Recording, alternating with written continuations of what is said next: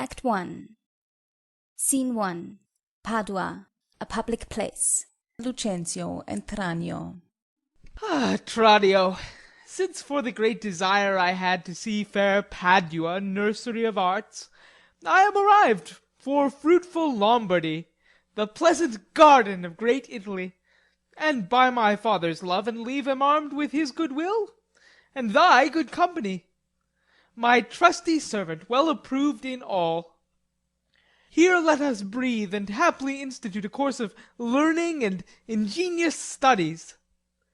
Pisa, renowned for grave citizens, gave me my being, and my father first, a merchant of great traffic through the world, Vincentio, come of the Bentivolii. Vincentio's son, brought up in Florence, it shall become to serve all hopes conceived, to deck his fortune with his virtuous deeds. And therefore, Tranio, for the time I study. Virtue and that part of philosophy will I apply that treats of happiness by virtue specially to be achieved.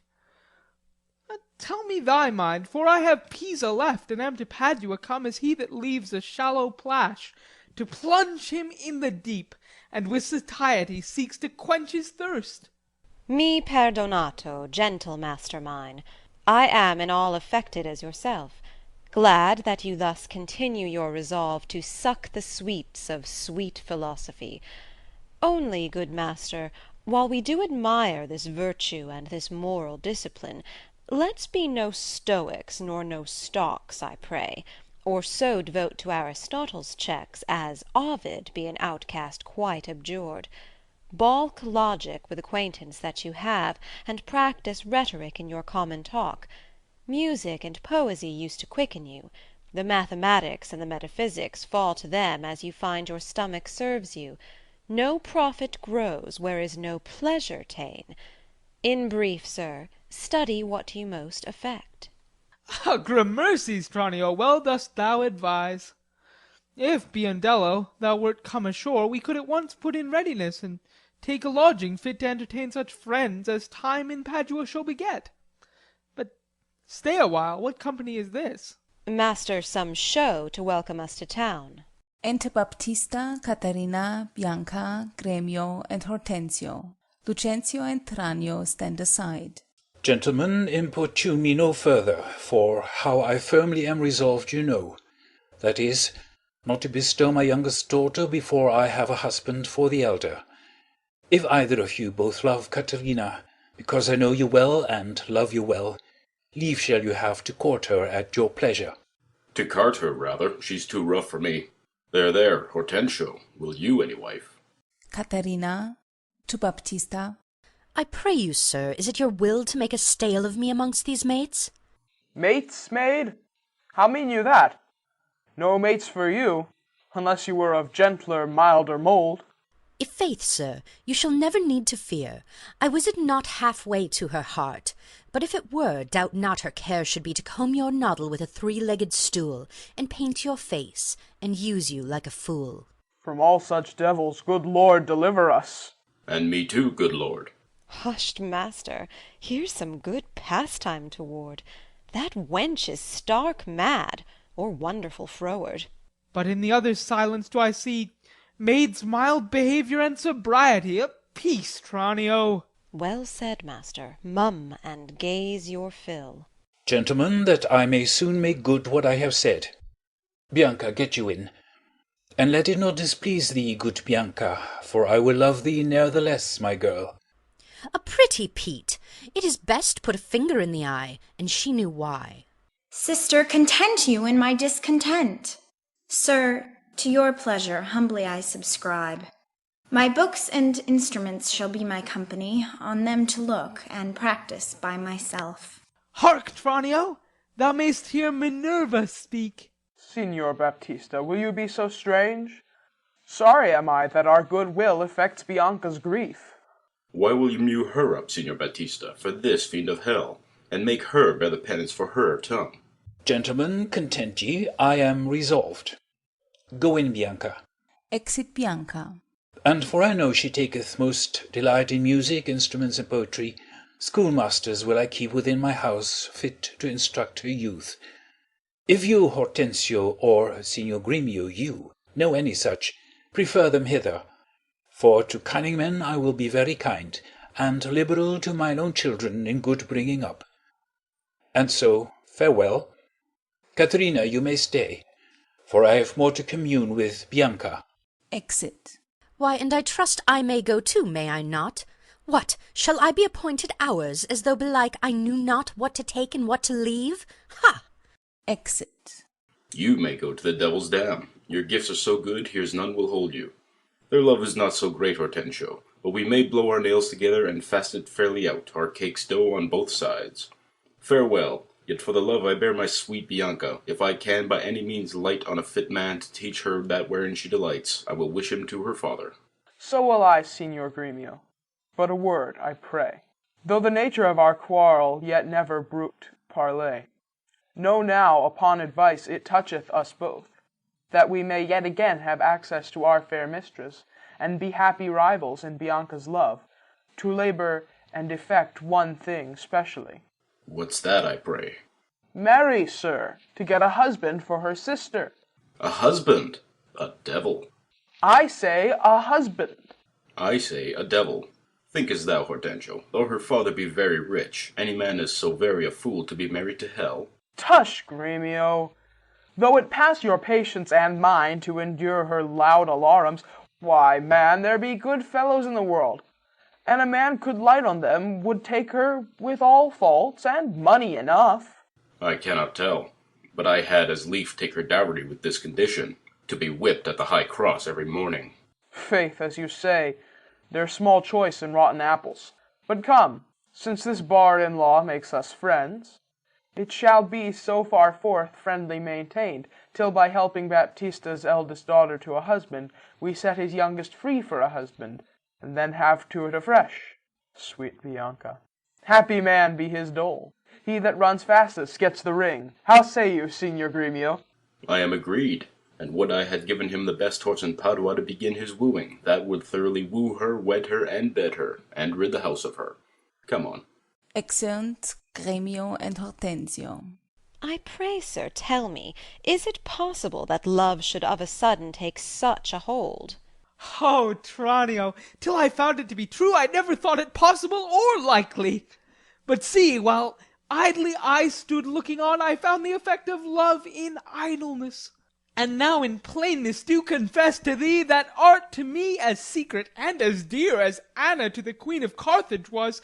Tranio, I burn, I pine, I perish, Tranio, if I achieve not this young modest girl. Counsel me, Tranio, for I know thou canst.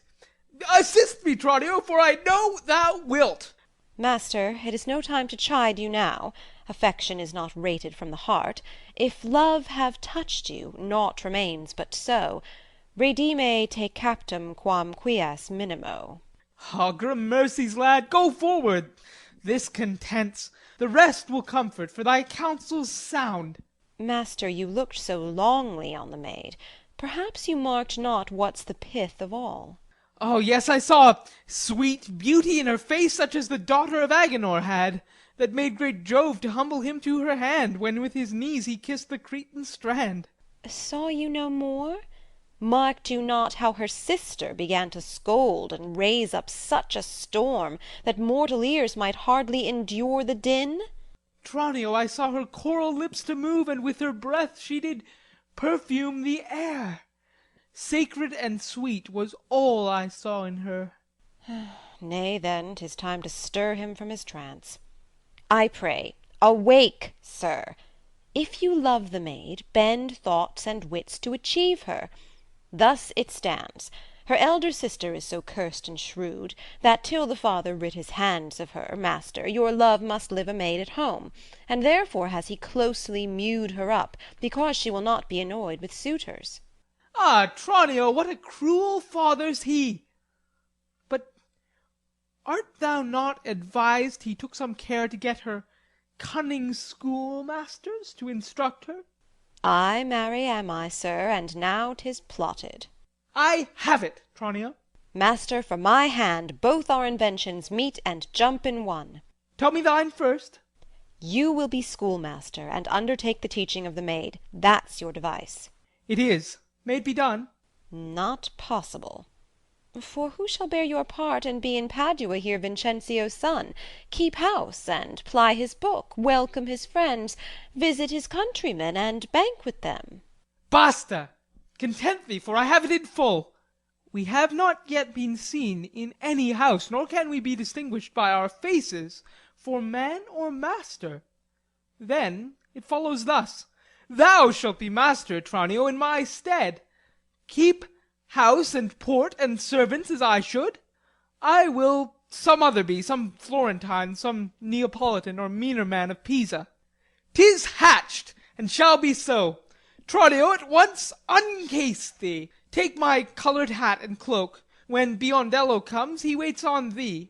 But I will charm him first to keep his tongue. They exchange habits. So had you need. In brief, sir, sith it your pleasure is, and I am tied to be obedient. For so your father charged me at our parting. Be serviceable to my son, quoth he, although I think 'twas in another sense. I am content to be Lucentio, because so well I love Lucentio. Tranio, be so, because Lucentio loves. And let me be a slave to achieve that maid whose sudden sight hath thralled my wounded eye. Ah, here comes the rogue. Enter Biondello. Sirrah, where have you been? Where have I been? Nay, how now? Where are you? Master, has my fellow Tranio stolen your clothes, or you stolen his, or both? Pray, what's the news? Sirrah, come hither. 'Tis no time to jest, and therefore frame your manners to the time. Your fellow Tranio here, to save my life, puts my apparel and my countenance on, and I for my escape have put on his. For in a quarrel since I came ashore I killed a man, and fear I was descried. Wait you on him, I charge you, as becomes, while I make way from hence to save my life. You understand me? Ay, sir, ne'er a whit. And not a jot of Tranio in your mouth. Tranio is changed to Lucentio. The better for him. Would I were so too. So could I, faith, boy, to have the next wish after, that Lucentio indeed had Baptista's youngest daughter. But, sirrah, not for my sake, but your master's, I advise you use your manners discreetly in all kinds of companies. When I am alone, why, then I am Tranio, but in all places else your master Lucentio. Tranio, let's go.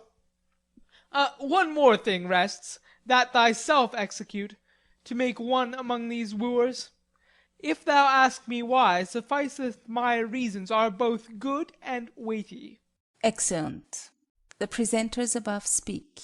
My lord, you nod. You do not mind the play. Yes, by Saint Anne, I do. A good matter, surely. Comes there any more of it? My lord, 'tis but begun. 'Tis a very excellent piece of work. Madam Lady, would 'twere done. They sit and mark. Scene 2. Padua. Before Hortensio's house. Enter Petruchio and his man Grumio. Verona, for a while take my leave, to see my friends in Padua, but of all my best beloved and approved friend, Hortensio, and I trow this is his house.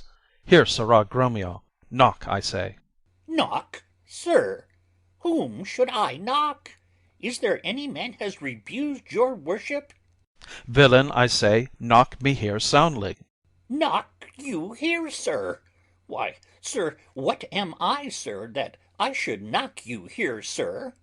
Villain, I say, knock me at this gate, and rap me well, or I'll knock your knave's pate. My master is grown quarrelsome. I should knock you first, and then I know after who comes by the worst. Will it not be? Faith, sirrah, and you'll not knock. I'll ring it. I'll try how you can sol fa and sing it.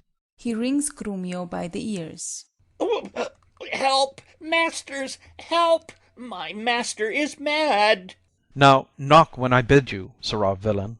Enter Hortensio. How now? What's the matter? My old friend Grumio, and my good friend Petruchio. How do you all at Verona? Signor Hortensio, come you to part the fray? Con tutto il cuore Ben trovato, may I say.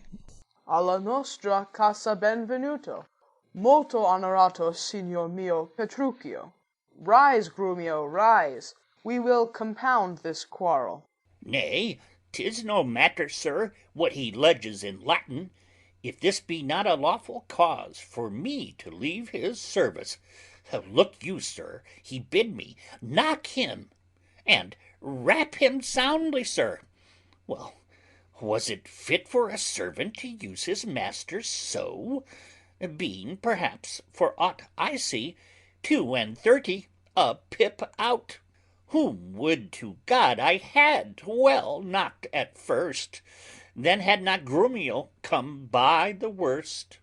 A senseless villain! Good Hortensio, I bade the rascal knock upon your gate, and could not get him for my heart to do it.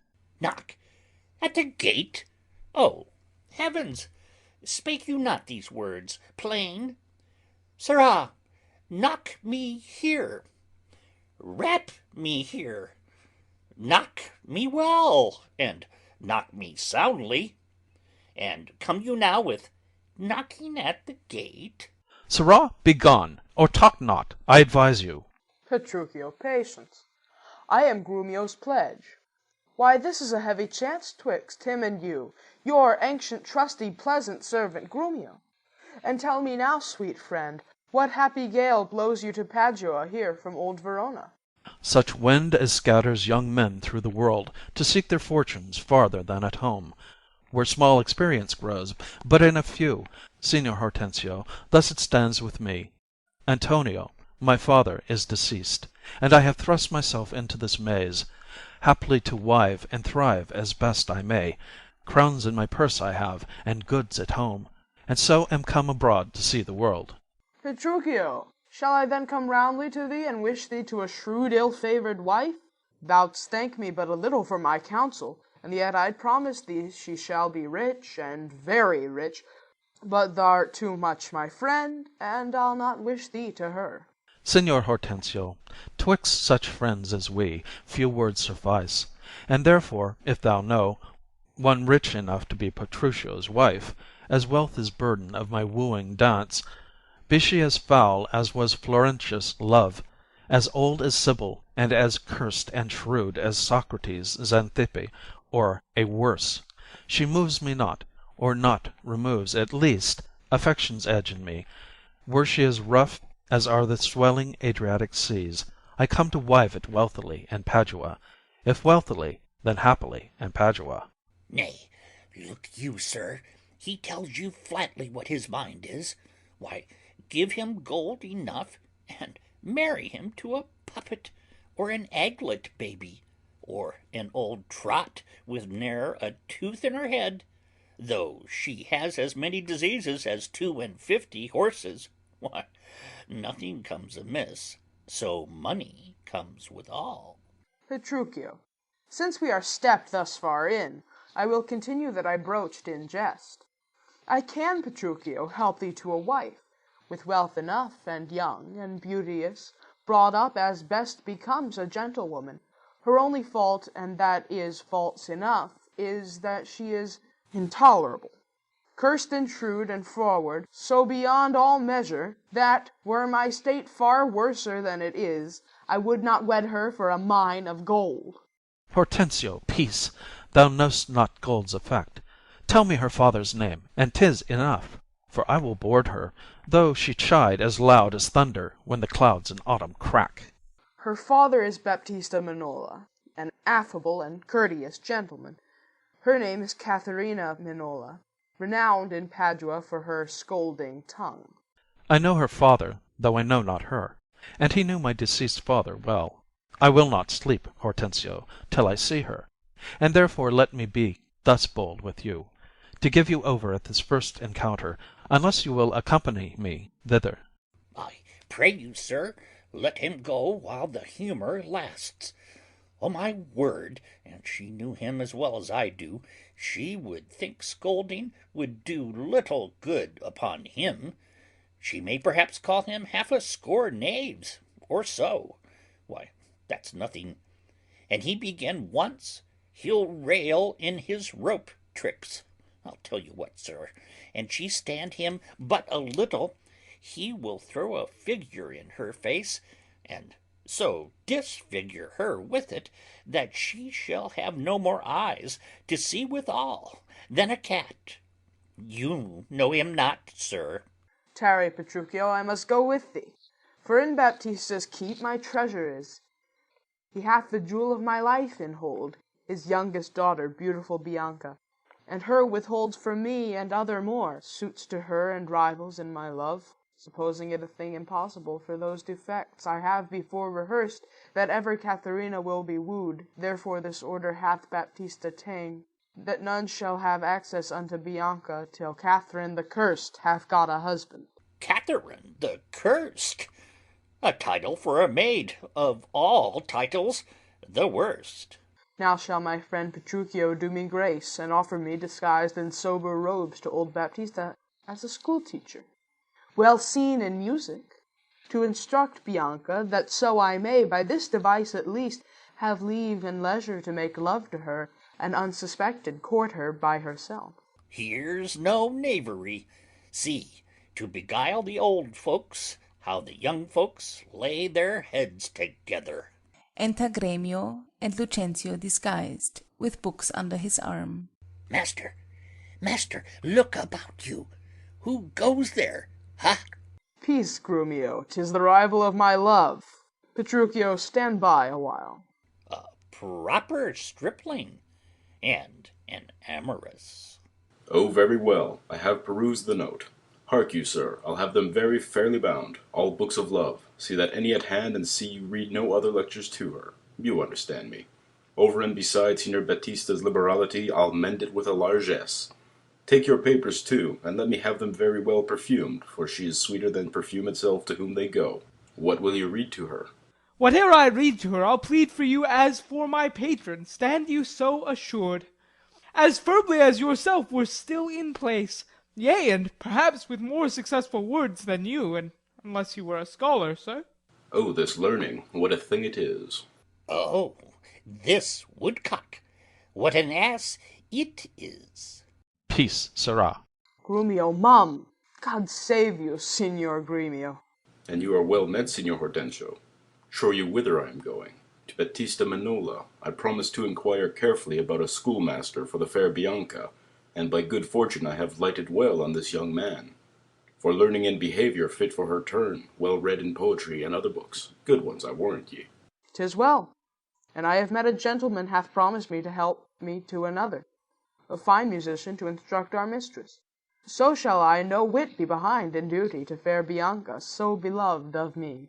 Beloved of me, and that my deeds shall prove. Grumio, aside. And that his bags shall prove. Gremio, 'tis now no time to vent our love. Listen to me, and if you speak me fair, I'll tell you news indifferent good for either. Here is a gentleman whom by chance I met, upon agreement from us to his liking, will undertake to woo cursed Catherine, yea, and to marry her if her dowry please. So said, so done, is well. Hortensio, have you told him all her faults? I know she is an irksome, brawling scold. If that be all, masters, I hear no harm. No, say'st me so, friend. What countryman? Born in Verona, old Antonio's son. My father dead, my fortune lives for me, and I do hope good days, and long to see. Oh, sir, such a life with such a wife were strange. But if you have a stomach to it in God's name, you shall have me assisting you in all. But will you woo this wildcat? Will I live? Will he woo her? I'll hang her. Why came I hither but to that intent? Think you a little din can daunt my ears? Have I not in my time heard lions roar? Have I not heard the sea, puffed up with winds, rage like an angry boar chafed with sweat? Have I not heard great ordnance in the field, and heaven's artillery thunder in the skies? Have I not, in a pitched battle, heard loud larums, neighing steeds and trumpets clang? And do you tell me of a woman's tongue that gives not half so great a blow to hear as will a chestnut in a farmer's fire? Tush, tush, fear boys with bugs. Grumio, aside. for he fears none. Hortensio, hark! This gentleman is happily arrived, my mind presumes, for his own good and ours. I promised we would be contributors, and bear his charge of wooing whatsoe'er. And so we will, provided that he win her. I would I were as sure of a good dinner. Enter Tranio, bravely apparelled, and Biondello. Gentlemen, God save you. If I may be bold, tell me, I beseech you, which is the readiest way to the house of Signor Baptista Minola? He that has the 2 fair daughters. Is he you mean? Even he, Biondello? Hark you, sir, you mean not her too? Perhaps him and her, sir. What have you to do? Not her that chides, sir, at any hand, I pray. I love no chiders, sir. Biondello lets away. Lucentio, aside. Well begun, Tranio. Sir, a word ere you go. Are you a suitor to the maid you talk of, yea or no? And if I be, sir, is it any offence? No, if without more words he will get you hence. Why, sir, I pray, are not the streets as free for me as for you? But so is not she. For what reason, I beseech you? For this reason, if you'll know, that she's the choice love of Signor Gremio. That she's the chosen of Signor Hortensio. Softly, my masters. If you be gentlemen, do me this right. Hear me with patience. Baptista is a noble gentleman, to whom my father is not all unknown, and were his daughter fairer than she is, she may more suitors have, and me for one. Fair Leda's daughter had 1,000 wooers, then well one more may fair Bianca have, and so she shall. Lucentio shall make one, though Paris came in hope to speed alone. What? This gentleman will out-talk us all. Sir, give him head. I know he'll prove a jade. Hortensio, to what end are all these words? Sir, let me be so bold as to ask you, did you yet ever see Baptista's daughter? No, sir, but hear I do that he hath 2, the one as famous for a scolding tongue as is the other for beauteous modesty. Sir, the first for me, let her go by. Yea, leave that labour to great Hercules, and let it be more than Alcides' 12. Sir, understand you this of me, in sooth, the youngest daughter, whom you hearken for, her father keeps from all access of suitors, and will not promise her to any man, until the elder sister first be wed. The younger then is free, and not before. If it be so, sir, that you are the man must stead us all, and me amongst the rest, and if you break the ice and do this feat, achieve the elder, set the younger free for our access, whose hap shall be to have her, will not so graceless be to be ingrate.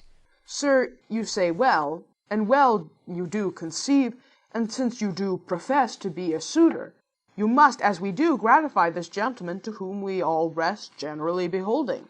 Sir, I shall not be slack, in sign whereof, please ye we may contrive this afternoon, and quaff carouses to our mistress' health, and do as adversaries do in law, strive mightily, but eat and drink as friends. Oh, excellent motion. Fellows, let's be gone. The motion's good indeed, and be it so. Petruchio, I shall be your Benvenuto. Exeunt. End of Act 1.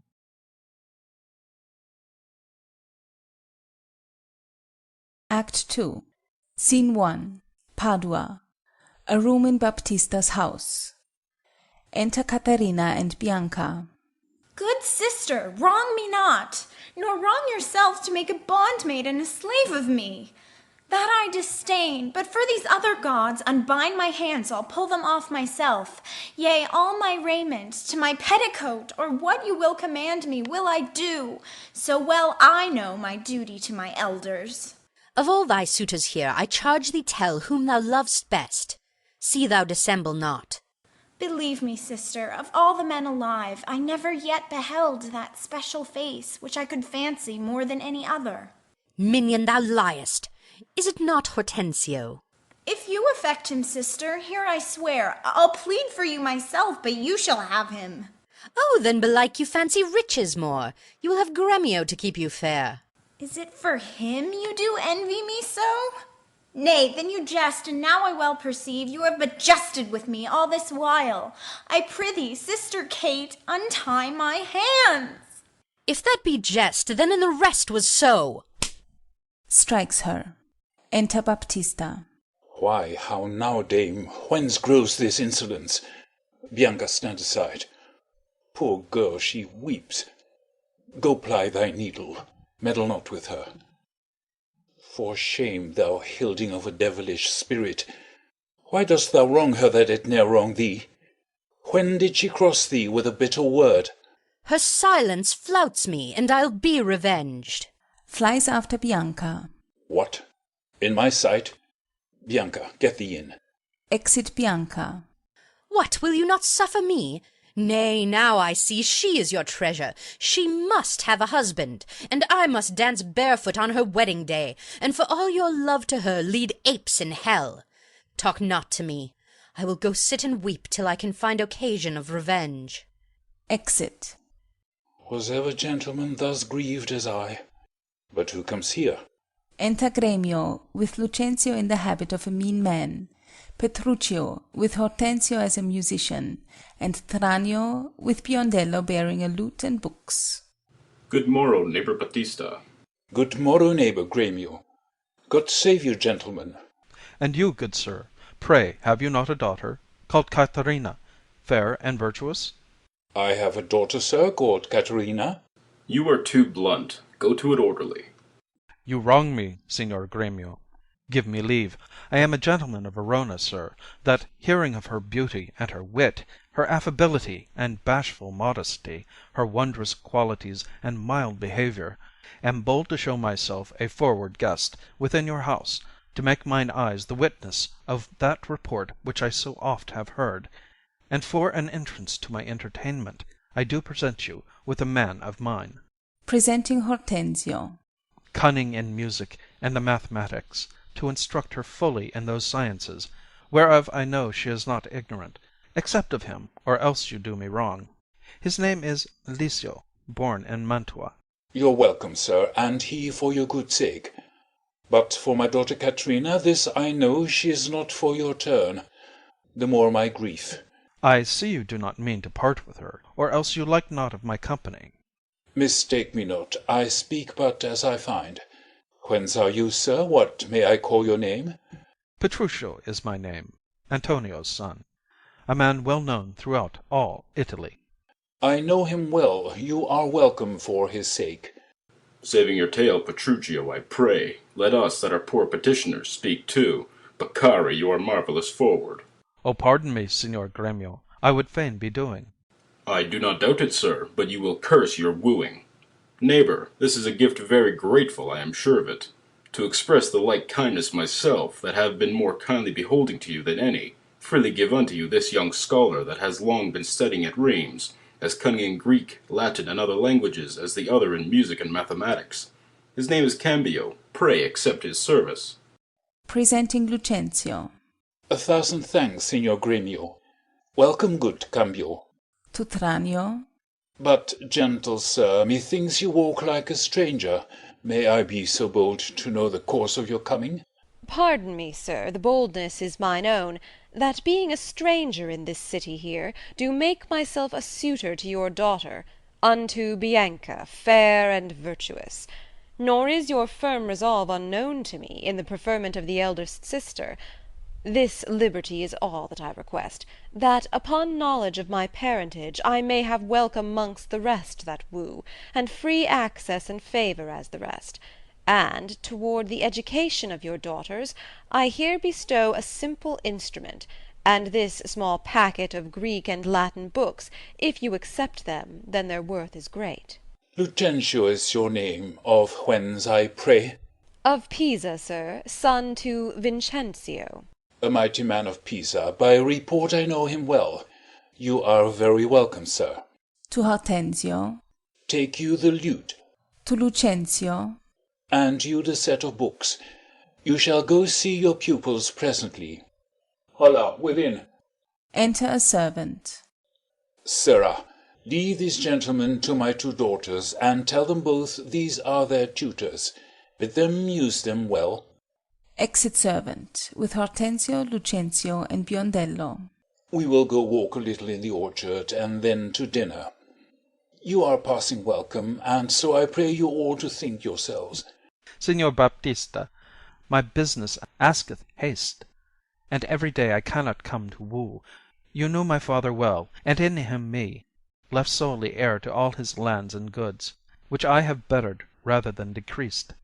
Then tell me, if I get your daughter's love, what dowry shall I have with her to wife? After my death, the 1/2 of my lands, and in possession 20,000 crowns. And for that dowry I'll assure her of her widowhood, be it that she survive me, and all my lands and leases whatsoever. Let specialties be therefore drawn between us, that covenants may be kept on either hand. Ay, when the special thing is well obtained, that is, her love, for that is all in all. Why, that is nothing, for I tell you, father, I am as peremptory as she is proud-minded, and where two raging fires meet together, they do consume the thing that feeds their fury. Though little fire grows great with little wind, yet extreme gusts will blow out fire and all. So I to her, and so she yields to me, for I am rough, and woo not like a babe. Well mayst thou woo, and happy be thy speed. But be thou armed for some unhappy words. Ay, to the proof, as mountains are for winds, that shake not though they blow perpetually. Re-enter Hortensio, with his head broke. How now, my friend, why dost thou look so pale? For fear, I promise you, if I look pale. What, will my daughter prove a good musician? I think she'll sooner prove a soldier. Iron may hold with her, but never lutes. Why, then thou canst not break her to the lute?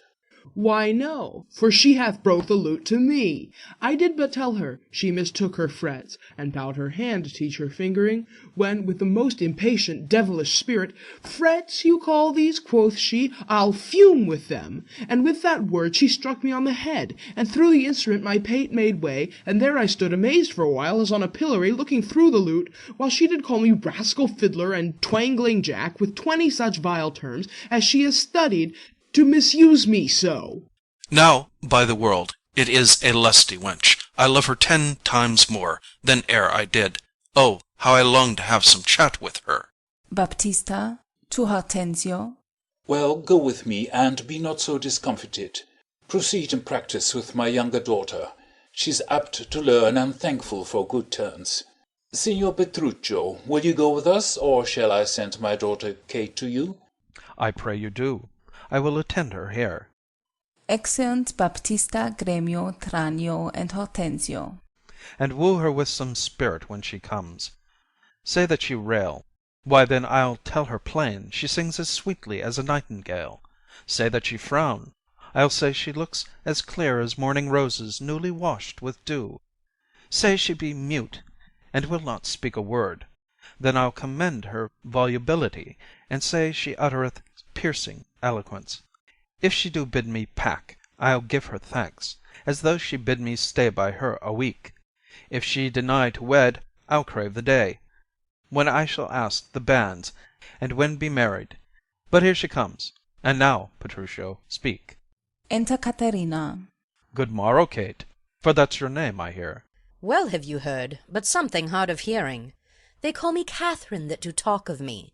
You lie, in faith, for you are called plain Kate, and bonny Kate, and sometimes Kate the cursed, but Kate, the prettiest Kate in Christendom, Kate of my Kate Hall, my super dainty Kate, for dainties are all Kates, and therefore Kate, take this of me, Kate of my consolation, hearing thy mildness praised in every town, thy virtues spoke of, and thy beauty sounded, yet not so deeply as to thee belongs, myself am moved to woo thee for my wife. Moved in good time. Let him that moved you hither remove you hence. I knew you at the first, you were immovable. Why, what's a movable? A joint stool. Thou'st hast hit it. Come, sit on me. Asses are made to bear, and so are you. Women are made to bear, and so are you. No such jade as bear you, if me you mean. Alas, good Kate, I will not burden thee. For, knowing thee to be but young and light— Too light for such a swain as you to catch, and yet as heavy as my weight should be. Should be. Should buzz. Well ta'en, and like a buzzard. O slow-winged turtle, shall a buzzard take thee? Ay, for a turtle, as he takes a buzzard. Come, come, you wasp. Faith, you are too angry. If I be waspish, best beware my sting. My remedy is, then, to pluck it out. Ay, if the fool could find it where it lies. Who knows not where a wasp does wear his sting? In his tail. In his tongue. Whose tongue? Yours, if you talk of tails, and so farewell. What, with my tongue and your tail? Nay, come again. Good Kate, I am a gentleman. That I'll try. Striking him. I swear I'll cuff you if you strike again. So may you lose your arms. If you strike me, you are no gentleman, and if no gentleman, why then no arms. A herald, Kate? Oh, put me in thy books. What is your crest, a coxcomb? A combless cock, so Kate will be my hen. No cock of mine you crow to like a craven. Nay, come, Kate, come.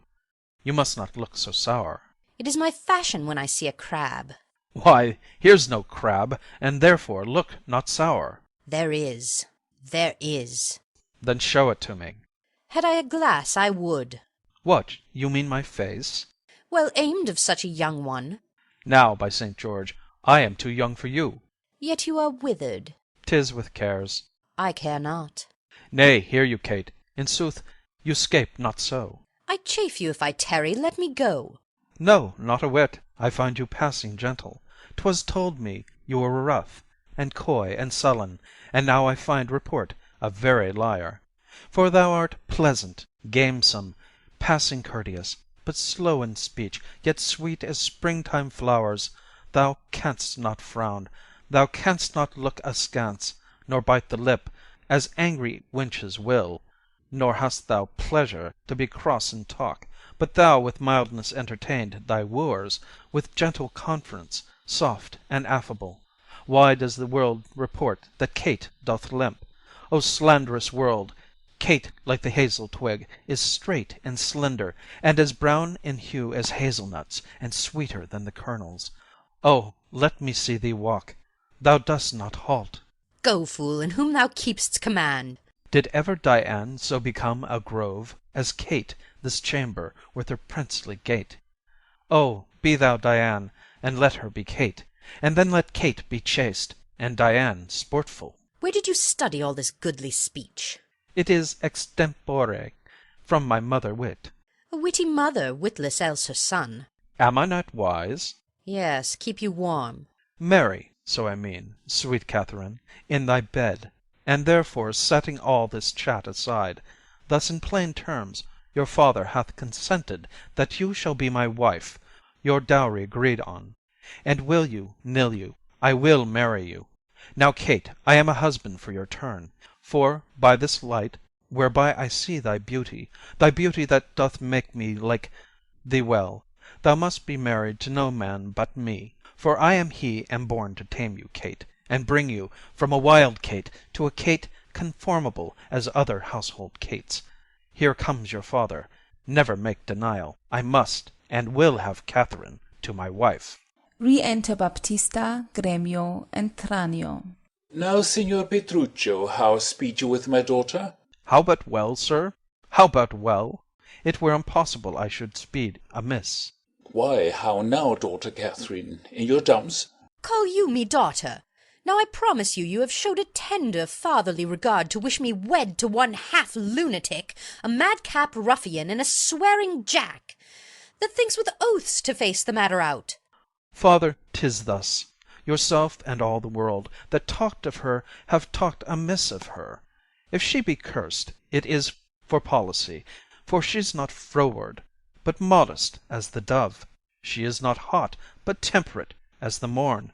For patience she will prove a second Grisel, and Roman Lucrece for her chastity. And to conclude, we have agreed so well together that upon Sunday is the wedding day. I'll see thee hanged on Sunday first. Hark, Petruchio, she says she'll see thee hanged first. Is this your speeding? Nay, then good night our part. Be patient, gentlemen. I choose her for myself. If she and I be pleased, what's that to you? 'Tis bargained 'twixt us twain, being alone, that she shall still be cursed in company. I tell you 'tis incredible to believe how much she loves me. Oh, the kindest Kate, she hung about my neck, and kiss on kiss she vied so fast, protesting oath on oath, that in a twink she won me to her love. Oh, you are novices, 'tis a world to see, how tame when men and women are alone. A meacock wretch can make the curstest shrew. Give me thy hand, Kate, I will unto Venice, to buy apparel 'gainst the wedding day. Provide the feast, father, and bid the guests. I will be sure my Catherine shall be fine. I know not what to say, but give me your hands. God send you joy, Petruchio. 'Tis a match. Amen, say we. We will be witnesses. Father and wife and gentlemen, adieu. I will to Venice. Sunday comes apace. We will have rings and things and fine array. And kiss me, Kate. We will be married o' Sunday. Exeunt Petruchio and Katharina, severally. Was ever a match clapped up so suddenly? Faith, gentlemen, now I play a merchant's part, and venture madly on a desperate mart. 'Twas a commodity lay fretting by you. 'Twill bring you gain or perish on the seas. The gain I seek is quiet in the match. No doubt but he hath got a quiet catch. But now, Baptista, to your younger daughter. Now is the day we long have looked for. I am your neighbour, and was suitor first. And I am one that love Bianca more than words can witness or your thoughts can guess. Youngling, thou canst not love so dear as I. Greybeard, thy love doth freeze. But thine doth fry. Skipper, stand back. 'Tis age that nourisheth. But youth in ladies' eyes that flourisheth. Content you, gentlemen, I'll compound this strife. 'Tis deeds must win the prize, and he of both that can assure my daughter greatest dower shall have my Bianca's love. Say, Signor Gremio, what can you assure her? First, as you know, my house within the city is richly furnished with plate and gold. Basins and ewers to lave her dainty hands, my hangings all of Tyrian tapestry. In ivory coffers I have stuffed my crowns, in Cyprus chests my arras counterpoints, costly apparel, tents and canopies, fine linens, Turkey cushions bossed with pearl, vallance of Venice gold and needlework, pewter and brass, and all things that belong to house or housekeeping. Then at my farm I have 600 milk kine to the pail, 60 fat oxen standing in my stalls, and all things answerable to this portion. Myself am stuck in years, I must confess, and if I die tomorrow, this is hers. If whilst I live, she will be only mine. That only came well in. Sir, list to me. I am my father's heir and only son. If I may have your daughter to my wife, I'll leave her houses 3 or 4 as good within rich Pisa's walls as any one old Signor Gremio has in Padua. Besides 2,000 ducats by the year of fruitful land, all which shall be her jointure. What, have I pinched you, Signor Gremio? 2,000 ducats by year of land. My land amounts not to so much in all that she shall have, besides an argosy that now lies in Marseilles road. What, have I choked you with an argosy? Gremio, 'tis known my father hath no less than 3 great argosies, besides 2 galleasses and 12 tight galleys. These I will assure her, and twice as much, whate'er thou offerest next. Nay, I have offered all, I have no more. And she can have no more than all I have. If you like me, she shall have me and mine. Why, then, the maid is mine from all the world by your firm promise. Gremio is outvied. I must confess your offer is the best, and let your father make her the assurance. She is your own, else you must pardon me. If you should die before him, where's her dower? That's but a cavil. He is old, I young. And may not young men die as well as old? Well, gentlemen, I am thus resolved. On Sunday next, you know, my daughter Catherine is to be married. Now, on the Sunday following shall Bianca be bride to you, if you make this assurance, if not to Signor Gremio.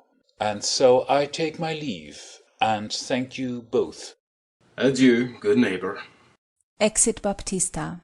Now I fear thee not, sirrah, young gamester. Your father were a fool to give thee all, and in his waning age set foot under thy table.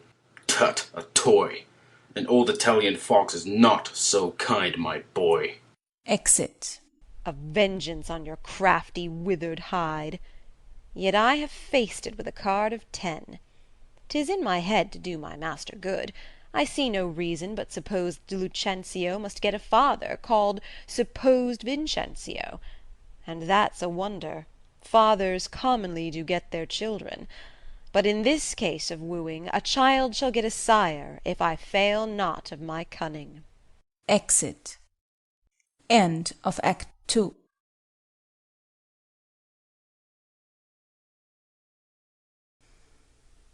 Act 3.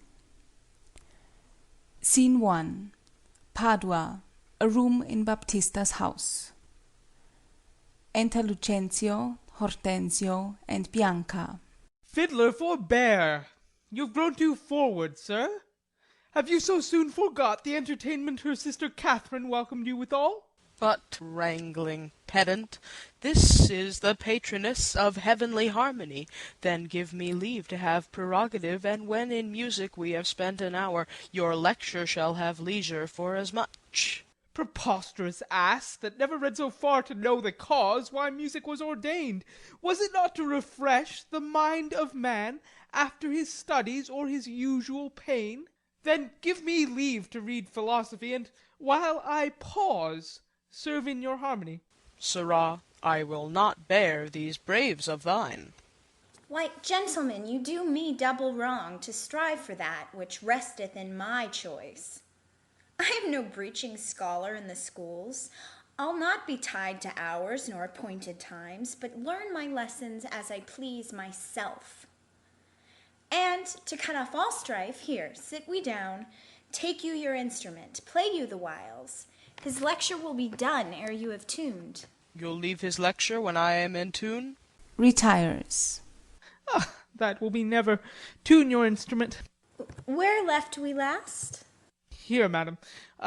Hic ibat simois, hic est sigea telus, hic steterat priami regia celsa senis. Construe them. Hic ibat, as I told you before, simois, I am Lucentio, hic est, son unto Vincentio of Pisa, sigea telus, disguised thus to get your love. Hic steterat, and that Lucentio that comes a-wooing, Priami, is my man, Tranio, Regia, bearing my port, Celsa senis, that we might beguile the old pantaloon. Hortensio, returning. Madam, my instrument's in tune. Let's hear. Hortensio plays. Oh, fie, the treble jars. Oh, spit in the hole, man, and tune again. Now, let me see if I can construe it. Hic ibat simois, I know you not. Hic est sigea telos, I trust you not. Hic steterat priami, take heed ye hear us not. Regia, presume not. Celsa senis, despair not. Madam, 'tis now in tune. How about the bass? The bass is right, 'tis the base knave that jars. How fiery and forward our pedant is! Aside. Now for my life the knave doth court my love. Pedescule, I'll watch you better yet. In time I may believe, yet I mistrust. Mistrust it not, for sure.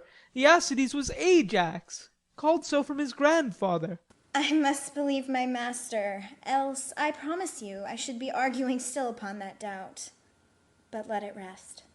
Now, Licio, to you, good master, take it not unkindly, pray, that I have been thus pleasant with you both. Hortensio, to Lucentio.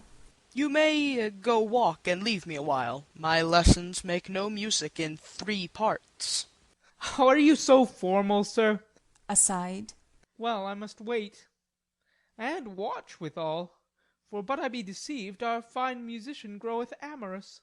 Madam, before you touch the instrument to learn the order of my fingering, I must begin with rudiments of art to teach you gamut in a briefer sort, more pleasant, pithy, and effectual, than hath been taught by any of my trade. And there it is in writing, fairly drawn. Why, I am past my gamut long ago. Yet read the gamut of Hortensio. Gamut. I am the ground of all accord, re, to plead Hortensio's passion. B, me. Bianca, take him for thy lord. C, fa, ut, that loves with all affection. D, sol, re, one clef, two notes have I. E, la, mi, show pity or I die. Call you this gamut? Tut, I like it not. Old fashions please me best. I am not so nice to change true rules for odd inventions. Enter a servant. Mistress, your father prays you leave your books, and help to dress your sister's chamber up. You know tomorrow is the wedding day. Farewell, sweet masters both. I must be gone. Exeunt Bianca and servant. Faith, mistress, that I have no cause to stay. Exit. But I have cause to pry into this pedant. Methinks he looks as though he were in love. Yet if thy thoughts, Bianca, be so humble to cast thy wandering eyes on every stale, seize thee that list. If once I find thee ranging, Hortensio will be quit with thee by changing. Exit. Scene 2. The same. Before Baptista's house. Enter Baptista, Gremio, Tranio, Caterina, Bianca, Lucentio, and attendants. Baptista, to Tranio. Signor Lucentio, this is the appointed day that Catherine and Petruchio shall be married, and yet we hear not of our son-in-law. What will be said? What mockery will it be to want a bridegroom when the priest attends to speak the ceremonial rites of marriage? What says Lucentio to this shame of ours? No shame but mine. I must, forsooth, be forced to give my hand, opposed against my heart, unto a mad-brained Rudesby, full of spleen, who wooed in haste, and means to wed at leisure. I told you, he was a frantic fool, hiding his bitter jests and blunt behaviour, and to be noted for a merry man. He'll woo 1,000, point the day of marriage, make friends invited, and proclaim the banns, yet never means to wed where he hath wooed. Now must the world point at poor Catherine, and say, Lo, there is mad Petruchio's wife. If it would please him, come and marry her. Patience, good Catherine, and Baptista too. Upon my life, Petruchio means but well. Whatever fortune stays him from his word, though he be blunt, I know him passing wise. Though he be merry, yet withal he's honest. Would Catherine had never seen him, though. Exit, weeping, followed by Bianca and others. Go, girl, I cannot blame thee now to weep, for such an injury would vex a very saint, much more eschew of thy impatient humour. Enter Biondello. Master, master, news, old news, and such news as you never heard of. Is it new and old too? How may that be? Why, is it not news to hear of Petruchio's coming? Is he come? Why, no, sir. What then? He is coming. When will he be here? When he stands where I am and sees you there. But say, what to thine old news? Why, Petruchio is coming, in a new hat, and an old jerkin, a pair of old breeches thrice turned, a pair of boots that have been candle cases, one buckled, another laced, an old rusty sword ta'en out of the town armoury, with a broken hilt, and chapeless, with 2 broken points, his horse hipped with an old mothy saddle, and stirrups of no kindred, besides possessed with the glanders and like to mows in the chine, troubled with the lampus, infected with the fashions, full of wingles, sped with spavins, rayed with the yellows, past cure of the fives, stark spoiled with the staggers, begnawn with the bots, swayed in the back and shoulder-shotten, near-legged before, and with a half-checked bit, and a head-stall of sheep's leather, which, being restrained to keep him from stumbling, hath been often burst, and now repaired with knots, one girth 6 times pierced, and a woman's crupper of velour, which hath 2 letters for her name fairly set down in studs, and here and there pierced with pack thread. Who comes with him? Oh, sir, his lackey, for all the world comparisons like the horse, with a linen stock on one leg, and a kersey boot-hose on the other, gartered with a red and blue list, an old hat, and the humour of 40 fancies pricked in't for a feather, a monster, a very monster in apparel, and not like a Christian footboy, or a gentleman's lackey. 'Tis some odd humour pricks him to this fashion, yet oftentimes lie goes but mean apparelled. I'm glad he's come, howsoe'er he comes. Why, sir, he comes not. Didst thou not say he comes? Who? That Petruchio came? Ay, that Petruchio came. No, sir, I say his horse comes, with him on his back. Why, that's all one. Nay, by St. Jamie, I hold you a penny, a horse and a man is more than one, and yet not many. Enter Petruchio and Grumio. Come, where be these gallants? Who is at home? You are welcome, sir. And yet I come not well. And yet you hold not? Not so well apparelled as I wish you were. Were it better, I should rush in thus. But where is Kate? Where is my lovely bride? How does my father? And wherefore gaze this goodly company, as if they saw some wondrous monument, some comet, or unusual prodigy? Why, sir, you know this is your wedding day. First were we sad, fearing you would not come. Now sadder that you come so unprovided. Fie, doff this habit, shame to your estate, an eyesore to our solemn festival. And tell us what occasion of import hath all so long detained you from your wife, and sent you hither so unlike yourself? Tedious it were to tell, and harsh to hear.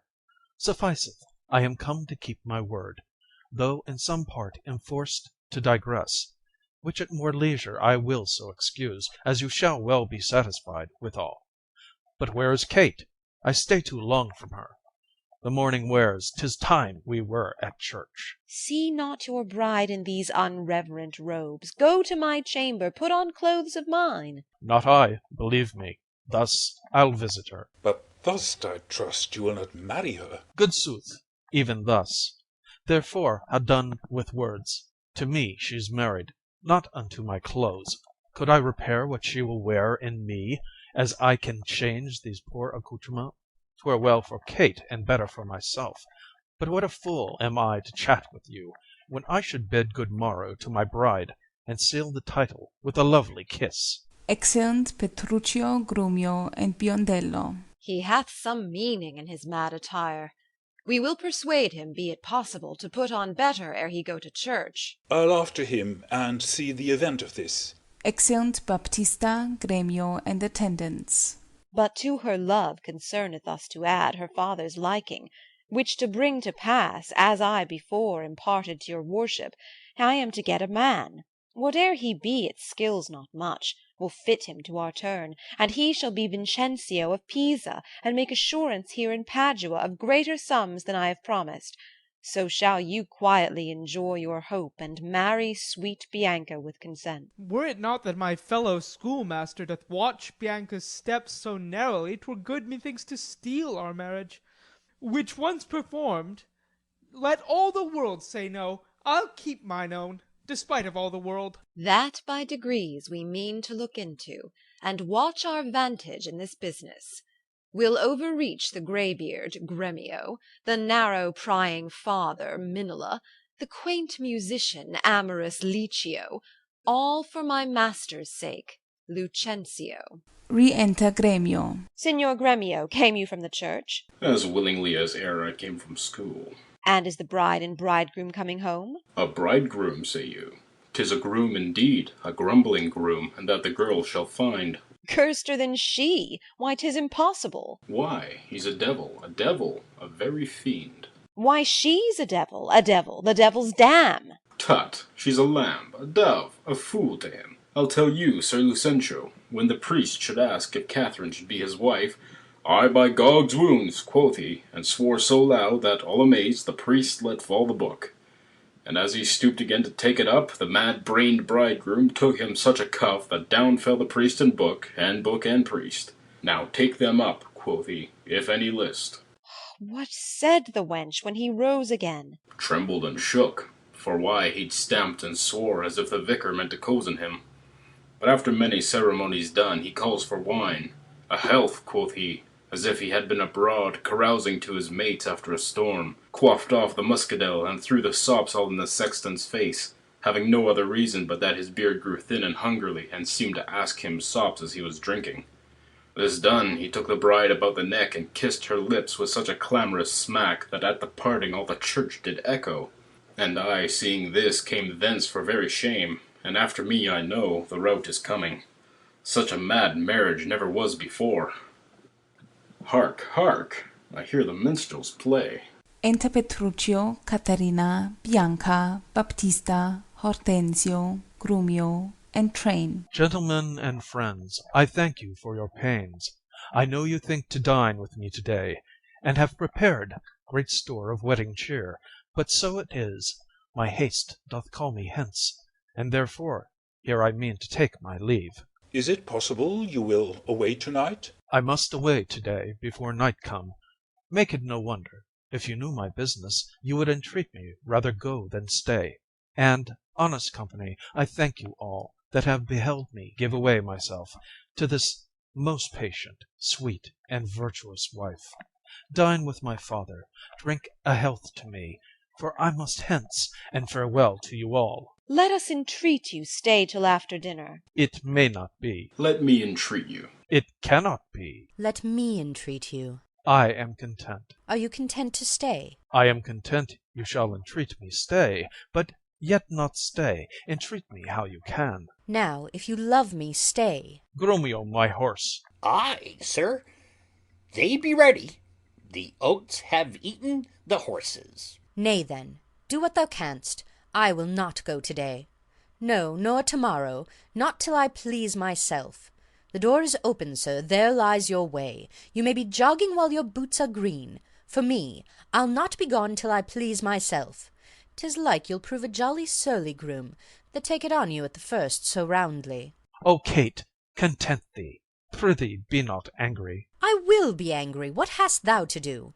Father, be quiet. He shall stay my leisure. Ay, marry, sir. Now it begins to work. Gentlemen, forward to the bridal dinner. I see a woman may be made a fool if she had not a spirit to resist. They shall go forward, Kate, at thy command. Obey the bride, you that attend on her. Go to the feast, revel and domineer, carouse full measure to her maidenhead. Be mad and merry, or go hang yourselves. But for my bonny Kate, she must with me. Nay, look not big, nor stamp, nor stare, nor fret. I will be master of what is mine own. She is my goods, my chattels, she is my house, my household stuff, my field, my barn, my horse, my ox, my ass, my anything. And here she stands. Touch her, whoever dare. I'll bring mine action on the proudest he that stops my way in Padua. Grumio, draw forth thy weapon. We are beset with thieves. Rescue thy mistress, if thou be a man. Fear not, sweet wench. They shall not touch thee, Kate. I'll buckler thee against a million. Exeunt Petruchio, Caterina, and Grumio. Nay, let them go. A couple of quiet ones. Went they not quickly, I should die with laughing. Of all mad matches, never was the like. Mistress, what's your opinion of your sister? Being mad herself, she's madly mated. I warrant him, Petruchio is cated. Neighbours and friends, though bride and bridegroom wants for to supply the places at the table, you know there wants no junkets at the feast. Lucentio, you shall supply the bridegroom's place, and let Bianca take her sister's room. Shall sweet Bianca practise how to bride it? She shall, Lucentio. Come, gentlemen, let's go. Exeunt. End of Act 3.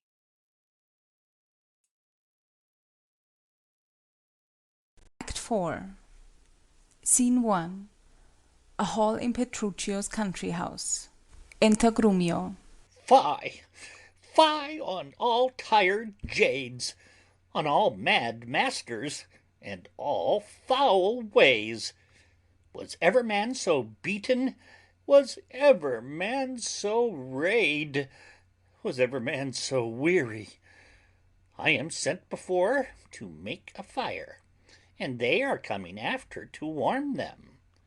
Now, were not I a little pot, and soon hot, my very lips might freeze to my teeth, my tongue to the roof of my mouth, my heart in my belly, ere I should come by a fire to thaw me.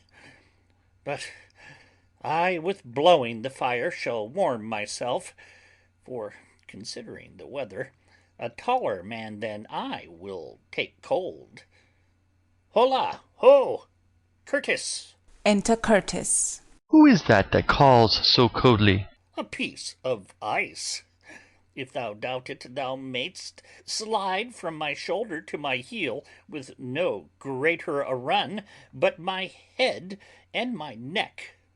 A fire, good Curtis. Is my master and his wife coming, Grumio? Oh, ay, Curtis, ay, and therefore fire, fire, cast on no water. Is she so hot a shrew as she reported? She was, good Curtis, before this frost. But thou knowest, winter tames man, woman, and beast, for it hath tamed my old master, and my new mistress, and myself, fellow Curtis. Away, you 3-inch fool, I am no beast. Am I but 3 inches? Why, thy horn is a foot, and so long am I at the least. But wilt thou make a fire, or shall I complain on thee to our mistress, whose hand, she being now at hand, thou shalt soon feel to thy cold comfort, for being so slow in thy hot office? I prithee, good Grumio, tell me, how goes the world? A cold world, Curtis, in every office but thine, and therefore fire. Do thy duty, and have thy duty, for my master and mistress are almost frozen to death. There's fire ready, and therefore, good Grumio, the news? Why, Jack boy, ho boy, and as much news as thou wilt. Come, you are so full of coney catching. Why, therefore fire, for I have caught extreme cold. Where's the cook? Is supper ready? The house trimmed, rushes strewed, cobwebs swept, the serving men and their new fustian, their white stockings, and every officer his wedding garment on. Be the jacks fair within, the Jills fair without, and carpets laid, and everything in order? All ready, and therefore I pray thee, news? First, know my horse is tired, my master and mistress fallen out. How? Out of their saddles into the dirt, and thereby hangs a tale. Let's hot, good Grumio. Lend thine ear. Here. There. This 'tis to feel a tale, not to hear a tale. And therefore is called a sensible tale. And this cuff was but to knock at your car and beseech listening. Now I begin.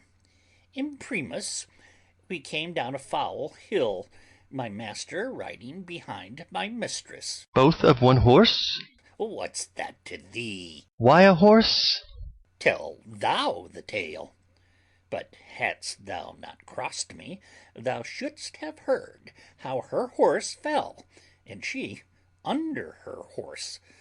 Thou shouldst have heard in how miry a place, how she was bemoiled, how he left her with the horse upon her, how he beat me because her horse stumbled, how she waded through the dirt to pluck him off me, how he swore, how she prayed that never prayed before, how I cried, how the horses ran away, how her bridle was burst, how I lost my crupper, with many things of worthy memory, which now shall die in oblivion, and thou return unexperienced to thy grave. By this reckoning he is more shrew than she. Ay, and that thou and the proudest of you all shall find when he comes home.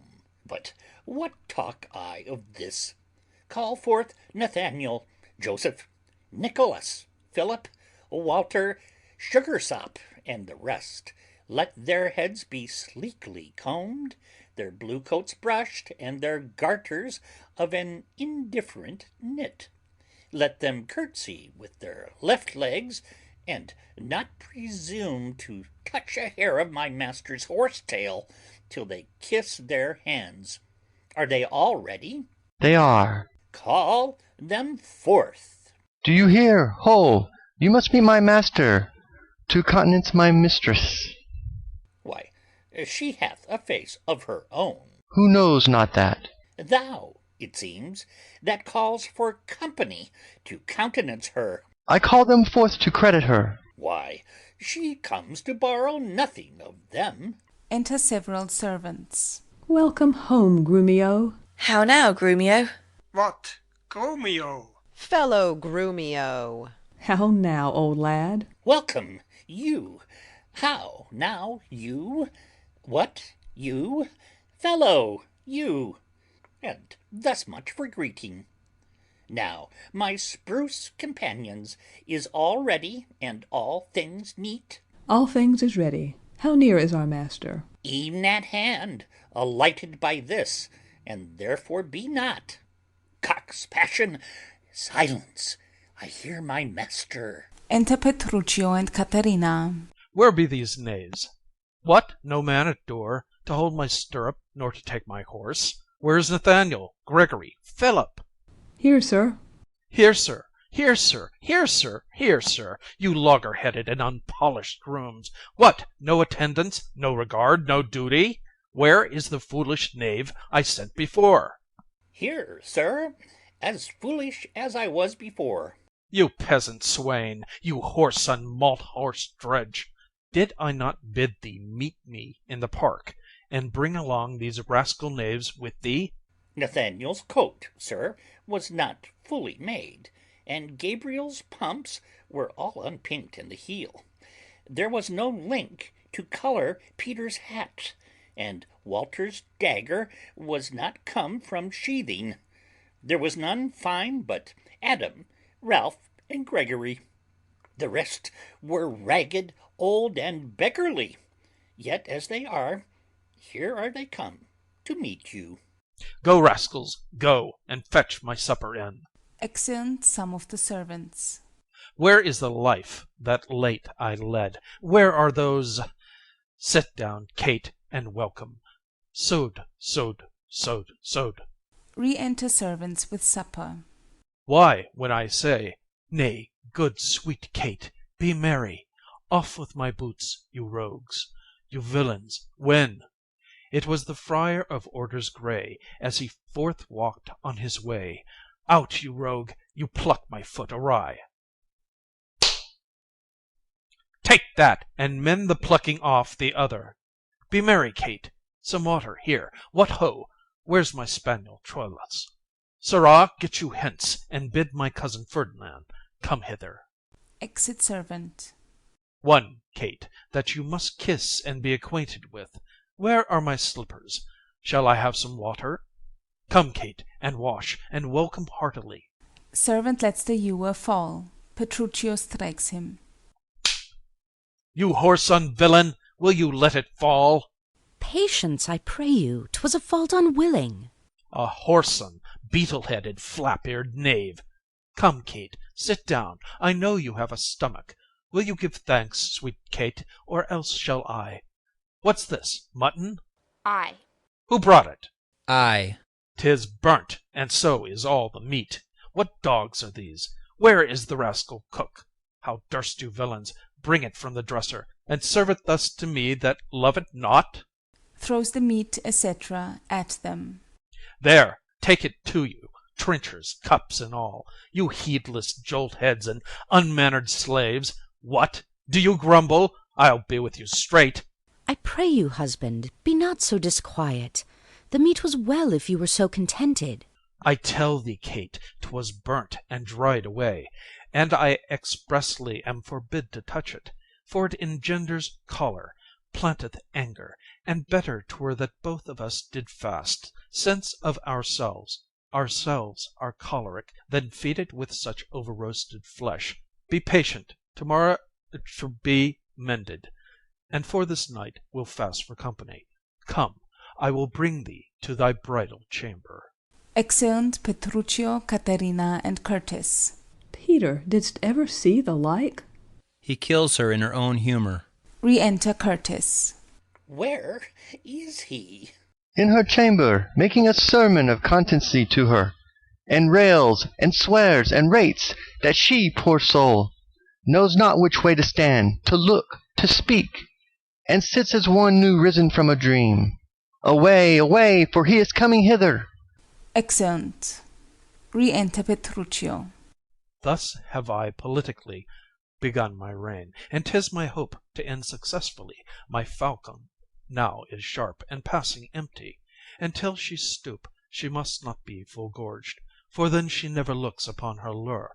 Another way I have to man my haggard, to make her come, and know her keeper's call, that is, to watch her, as we watch these kites, that bait and beat, and will not be obedient.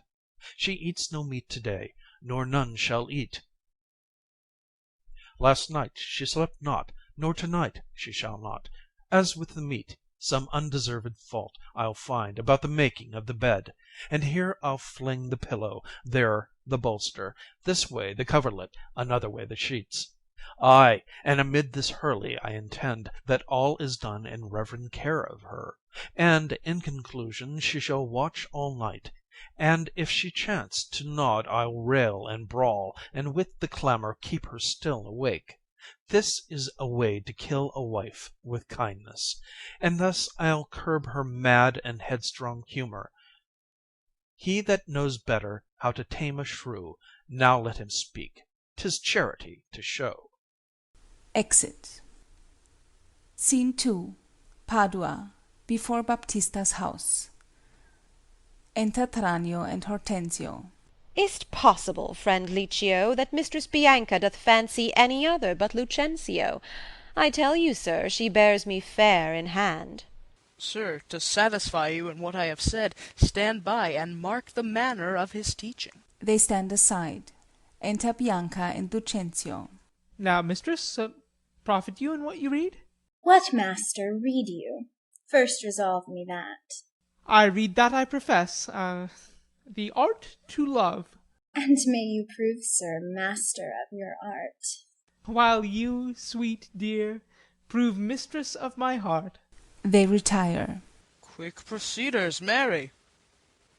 Now tell me, I pray, you that durst swear that your mistress Bianca loved none in the world so well as Lucentio. Oh, despiteful love, unconstant womankind! I tell thee, Licio, this is wonderful.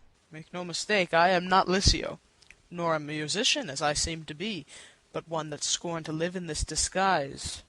For such a one as leaves a gentleman and makes a god of such a cullion, know, sir, that I am called Hortensio. Signor Hortensio, I have often heard of your entire affection to Bianca, and since mine eyes are witness of her lightness, I will with you, if you be so contented, forswear Bianca and her love for ever. See how they kiss in court.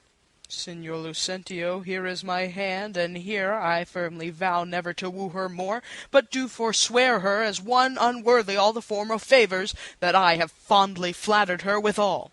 And here I take the like unfeigned oath, never to marry with her though she would entreat.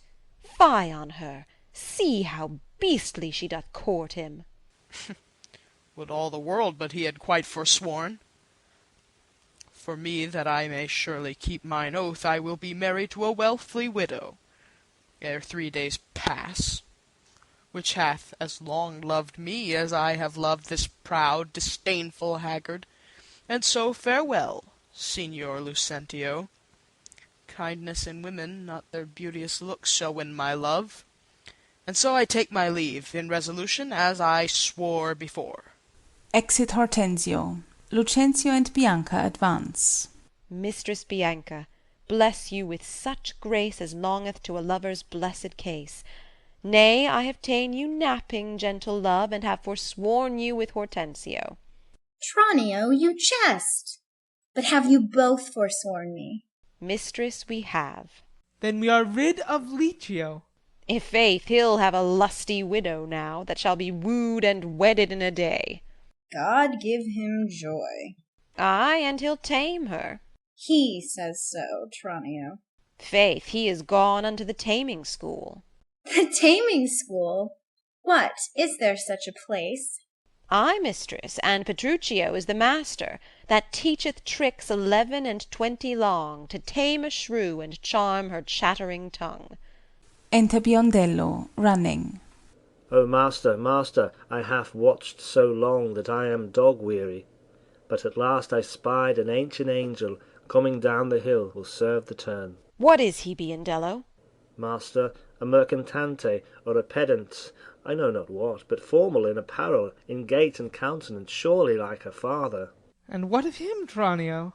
If he be credulous, and trust my tale, I'll make him glad to seem Vincentio, and give assurance to Baptista Minola, as if he were the right Vincentio. Take in your love, and then let me alone. Exeunt Lucentio and Bianca. Enter a pedant. God save you, sir. And you, sir, you are welcome. Travel you far on, or are you at the farthest? Sir, at the farthest for a week or two, but then up farther, and as far as Rome, and so to Tripoli, if God lend me life. What countryman, I pray? Of Mantua. Of Mantua, sir? Marry, God forbid, and come to Padua, careless of your life? My life, sir? How, I pray? That goes hard. 'Tis death for any one in Mantua to come to Padua. Know you not the cause? Your ships are stayed at Venice, and the Duke, for private quarrel twixt your Duke and him, hath published and proclaimed it openly. 'Tis marvel, but that you are but newly come, you might have heard it else proclaimed about. Alas, sir, it is worse for me than so, for I have bills for money by exchange from Florence, and must here deliver them. Well, sir, to do you courtesy, this will I do, and this I will advise you. First tell me, have you ever been at Pisa? Ay, sir, in Pisa have I often been, Pisa renowned for grave citizens. Among them know you one Vincentio? I know him not, but I have heard of him, merchant of incomparable wealth. He is my father, sir, and sooth to say, in countenance somewhat doth resemble you. Biondello, aside. As much as an apple doth an oyster, and all one. To save your life in this extremity, this favour will I do you for his sake, and think it not the worst of all your fortunes that you are like to Sir Vincentio. His name and credit shall you undertake, and in my house you shall be friendly lodged. Look that you take upon you as you should. You understand me, sir, so shall you stay till you have done your business in the city. If this be courtesy, sir, accept of it. Oh, sir, I do, and will repute you ever the patron of my life and liberty. Then go with me to make the matter good. This, by the way, I let you understand. My father is here looked for every day, to pass assurance of a dower in marriage twixt me and one Baptista's daughter here. In all these circumstances I'll instruct you. Go with me to clothe you as becomes you. Exeunt. Scene 3. A room in Petruchio's house. Enter Caterina and Grumio. No, no, forsooth, I dare not, for my life. The more my wrong, the more his spite appears. What, did he marry me to famish me? Beggars that come unto my father's door upon entreaty have a present alms. If not, elsewhere they meet with charity. But I, who never knew how to entreat, nor never needed that I should entreat, am starved for meat, giddy for lack of sleep, with oaths kept waking, and with brawling fed. And that which spites me more than all these wants, he does it under name of perfect love. As who should say, if I should sleep or eat, 'twere deadly sickness, or else present death. I prithee go and get me some repast. I care not what, so it be wholesome food. What say you to a neat's foot? 'Tis passing good. I prithee let me have it. I fear it is too choleric a meat. How say you to a fat tripe, finely broiled? I like it well, good Grumio, fetch it me. I cannot tell. I fear 'tis choleric. What say you to a piece of beef and mustard? A dish that I do love to feed upon. Ay, but the mustard is too hot a little. Why, then the beef, and let the mustard rest. Nay, then I will not, and you shall have the mustard, or else you get no beef of Grumio. Then both, or one, or anything thou wilt. Why then, the mustard without the beef. Beats him. Go, get thee gone, thou false deluding slave, that feeds me with the very name of meat. Sorrow on thee and all the pack of you that triumph thus upon my misery. Go, get thee gone, I say. Enter Petruchio with a dish of meat, and Hortensio. How fares my Kate? What seating all amort? Mistress, what cheer? Faith, as cold as can be. Pluck up thy spirits, look cheerfully upon me. Here, love, thou seest how diligent I am to dress thy meat myself, and bring it thee. Sets the dish on a table. I am sure, sweet Kate, this kindness merits thanks. What, not a word? Nay, then thou lovest not. And all my pains is sorted to no proof. Here, take away this dish. I pray you let it stand. The poorest service is repaid with thanks, and so shall mine, before you touch the meat. I thank you, sir. Signor Petruchio, fie, you are to blame. Come, Mistress Kate, I'll bear you company. Petruchio, aside. Eat it all up, Hortensio, if thou lovest me. Much good do it unto thy gentle heart. Kate, eat apace, and now, my honey love, will we return unto thy father's house, and revel it as bravely as the best, with silken coats and caps and golden rings, with ruffs and cuffs and farthingales and things, with scarfs and fans and double change of bravery, with amber bracelets, beads, and all this knavery. What, hast thou dined? The tailor stays thy leisure, to deck thy body with his ruffling treasure. Enter Tailor. Come, tailor, let us see these ornaments. Lay forth the gown. Enter Haberdasher. What news with you, sir? Here is the cap your worship did bespeak. Why, this was moulded on a porringer, a velvet dish. Fie, fie, 'tis lewd and filthy. Why, 'tis a cockle or a walnut shell, a knack, a toy, a trick, a baby's cap. Away with it! Come, let me have a bigger. I'll have no bigger. This doth fit the time, and gentlewomen wear such caps as these. When you are gentle, you shall have one too, and not till then. Hortensio, aside. That will not be in haste. Why, sir, I trust I may have leave to speak, and speak I will. I am no child, no babe.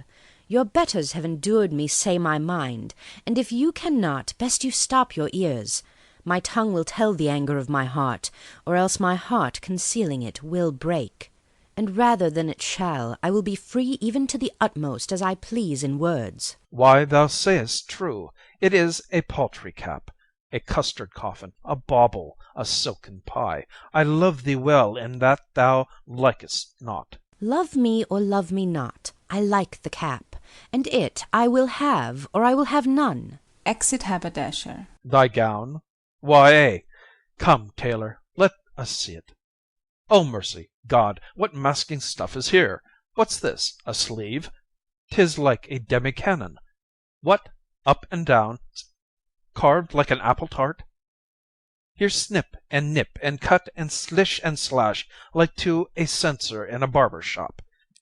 Why, what in devil's name, tailor, call'st thou this? Hortensio, aside. I see she's like to have neither cap nor gown. You bid me make it orderly and well, according to the fashion and the time. Marry, and did, but if you be remembered, I did not bid you mar it to the time. Go hop me over every kennel home, for you shall hop without my custom, sir. I'll none of it. Hence, make your best of it. I never saw a better fashioned gown, more quaint, more pleasing, nor more commendable. Belike you mean to make a puppet of me. Why, true. He means to make a puppet of thee. She says your worship means to make a puppet of her. O monstrous arrogance! Thou liest, thou thread, thou thimble, thou yard, 3/4, half yard, quarter nail, thou flea, thou nit, thou winter cricket, thou! braved in mine own house with a skein of thread. Away, thou rag, thou quantity, thou remnant, or I shall so bemeet thee with thy yard, as thou shalt think on prating whilst thou livest. I tell thee, that thou hast marred her gown. Your worship is deceived. The gown is made just as my master had direction. Grumio gave order how it should be done. I gave him no order. I gave him the stuff. But how did you desire it should be made? Marry, sir, with needle and thread. But did you not request to have it cut? Thou hast faced many things. I have. Face not me. Thou hast braved many men. Brave not me. I will neither be faced nor braved. I say unto thee, I bid thy master cut out the gown, but I did not bid him cut it to pieces. Ergo, thou liest. Why, here's the note of the fashion to testify. Read it. The note lies in's throat, if he say I said so. Imprimis, a loose-bodied gown. Master, if ever I said loose-bodied gown, sew me in the skirts of it, and beat me to death with a bottom of brown thread. I said a gown. Proceed. With a small compassed cape. I confess, the cape. With a trunk sleeve. I confess, 2 sleeves. The sleeves curiously cut. Aye, there's the villainy. Error in the bill, sir. Error in the bill. I commanded the sleeves should be cut out, and sewed up again, and that I'll prove upon thee, though thy little finger be armed in a thimble. This is true that I say, and I had thee in place where thou shouldst know it. I am for thee straight. Take thou the bill, give me thy meat yard, and spare not me. God a mercy, Grumio. Then he shall have no odds. Well, sir, in brief, the gown is not for me. Y'are the right, sir. 'Tis for my mistress. Go, take it up unto thy master's use. Villain, not for thy life. Take up my mistress's gown for thy master's use. Why, sir, what's your conceit in that? Oh, sir, the conceit is deeper than you think for. Take up my mistress's gown to his master's use.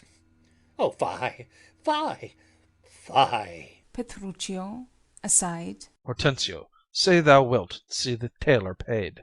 To tailor. Go take it hence. Begone, and say no more. Hortensio, aside to tailor. Tailor, I'll pay thee for thy gown tomorrow. Take no unkindness of his hasty words. Away, I say, commend me to thy master. Exit tailor. Well, come, my Kate, we will unto your father's, even in these honest mean habiliments. Our purses shall be proud, our garments poor. For 'tis the mind that makes the body rich, and as the sun breaks through the darkest clouds, so honour peereth in the meanest habit. What, is the jay more precious than the lark, because his feathers are more beautiful? Or is the adder better than the eel, because his painted skin contents the eye?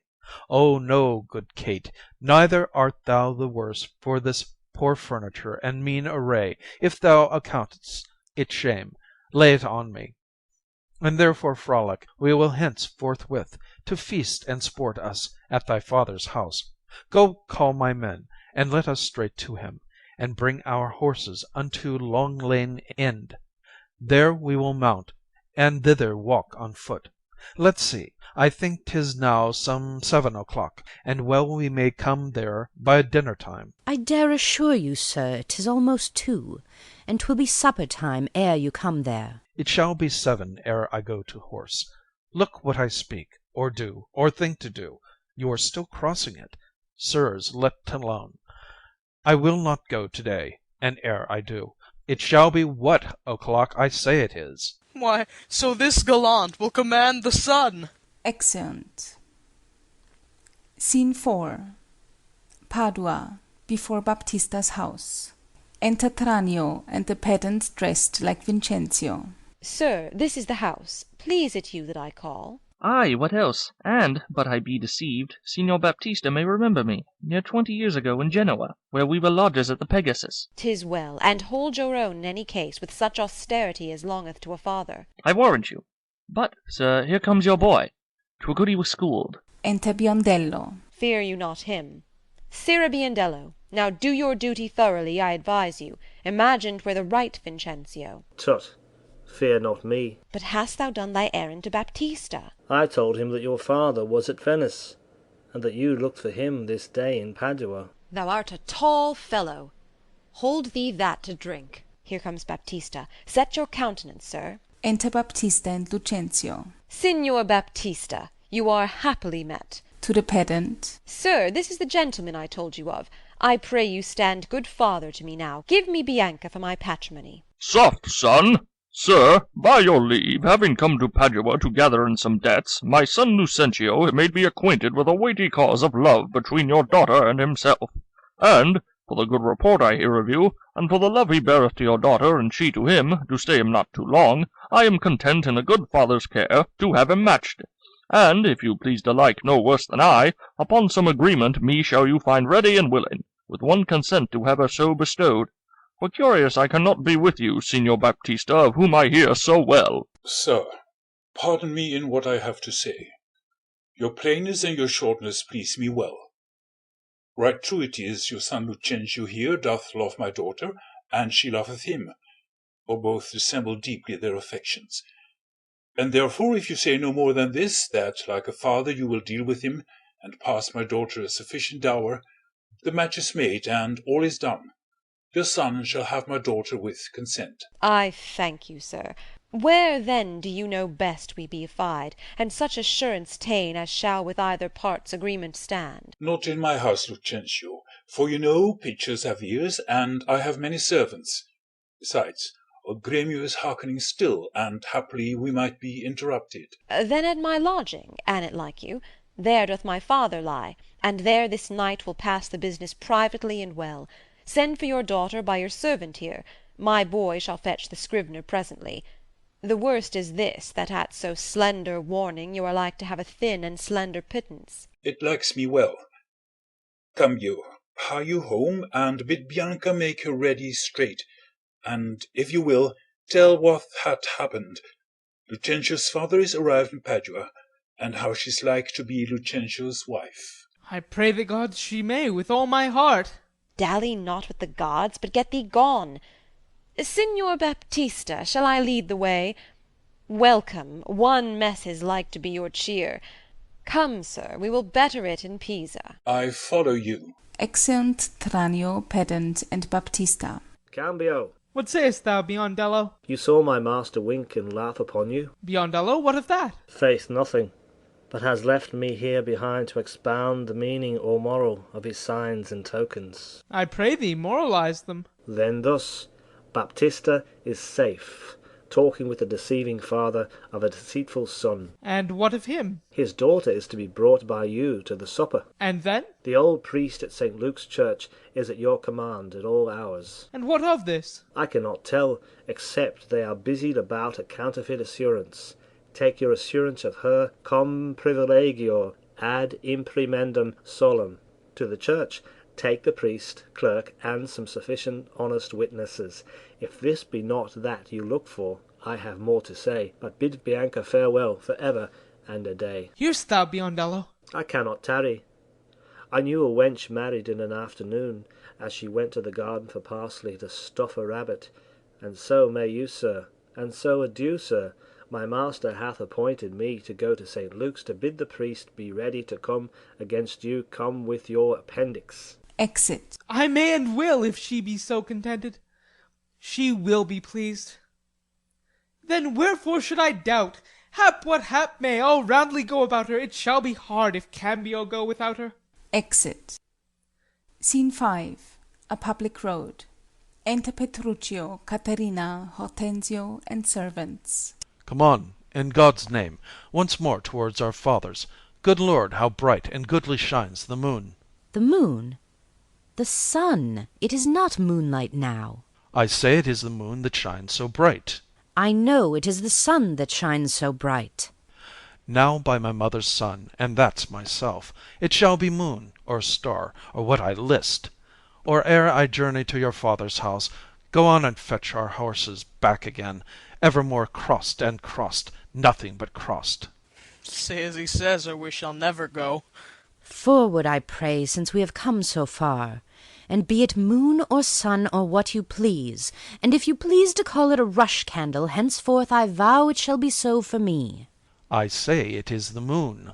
I know it is the moon. Nay, then, you lie. It is the blessed sun. Then God be blessed, it is the blessed sun. But sun it is not when you say it is not, and the moon changes even as your mind. What you will have it named, even that it is, and so it shall be so for Catherine. Petruchio, go thy ways, the field is won. Well, forward, forward, thus the bull should run, and not unluckily against the bias, but soft, company is coming here. Enter Vincentio in a travelling dress. To Vincentio. Good morrow, gentle mistress. Where away? Tell me, sweet Kate, and tell me truly too, hast thou beheld a fresher gentlewoman? Such war of white and red within her cheeks. What stars do spangle heaven with such beauty as those two eyes become that heavenly face? Fair, lovely maid, once more good day to thee. Sweet Kate, embrace her for her beauty's sake. Ah, we'll make the man mad to make a woman of him. Young budding virgin, fair and fresh and sweet, whither away, or where is thy abode?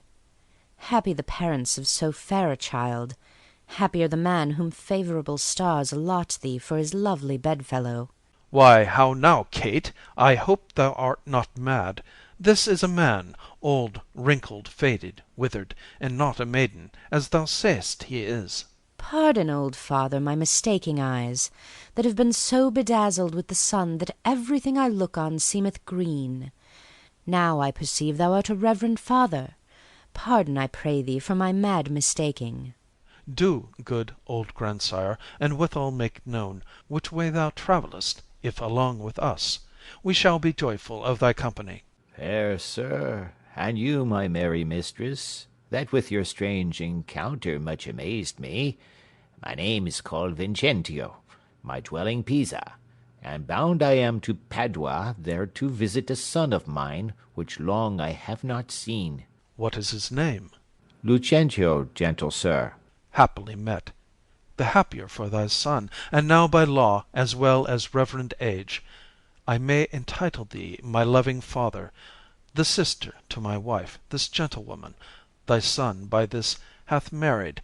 Wonder not, nor be not grieved, she is of good esteem, her dowry wealthy, and of worthy birth, beside so qualified as may beseem the spouse of any noble gentleman. Let me embrace with old Vincentio, and wander we to see thy honest son, who will of thy arrival be full joyous. But is this true? Or is it else your pleasure, like pleasant travellers, to break a jest upon the company you overtake? I do assure thee, father, so it is. Come, go along, and see the truth hereof, for our first merriment hath made thee jealous. Exeunt all but Hortensio. Well, Petruchio, this has put me in heart. Have to my widow, and if she be froward, then thou hast taught Hortensio to be untoward. Exit. End of Act 4.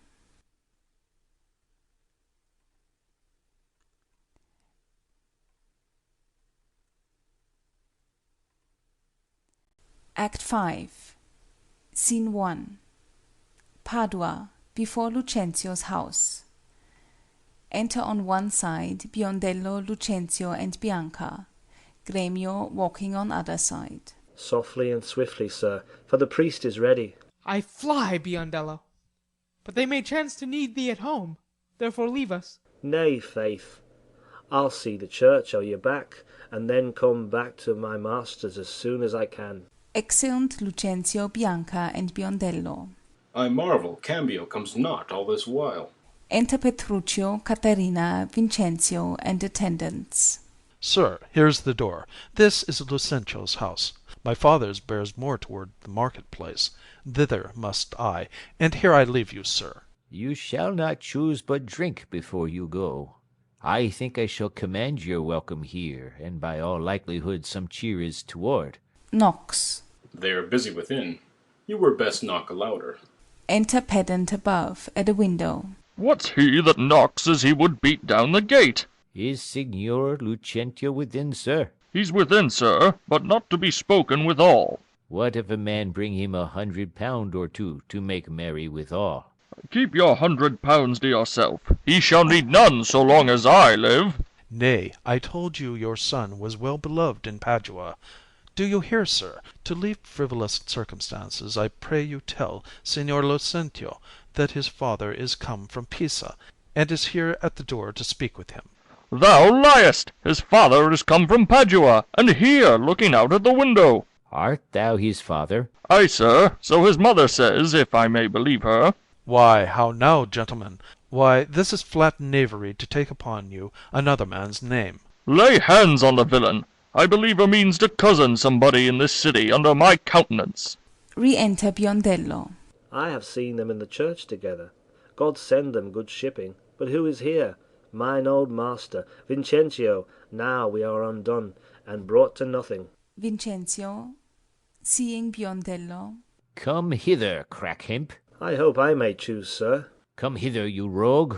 What? Have you forgot me? Forgot you? No, sir, I could not forget you, for I never saw you before in all my life. What, you notorious villain? Didst thou never see thy master's father, Vincentio? What, my old worshipful old master? Yes, marry, sir, see where he looks out of the window. Is it so, indeed? He beats Biondello. Help! Help! Help! Here's a madman will murder me. Exit. Help, son! Help, Signor Baptista! Exit from the window. Prithee, Kate, let's stand aside and see the end of this controversy. They retire. Re-enter pedant below, Baptista, Tranio, and servants. Sir, what are you that offer to beat my servant? What am I, sir? Nay, what are you, sir? O immortal gods! O fine villain! A silken doublet, a velvet hose, a scarlet cloak, and a Copaton hat. Oh, I am undone! I am undone!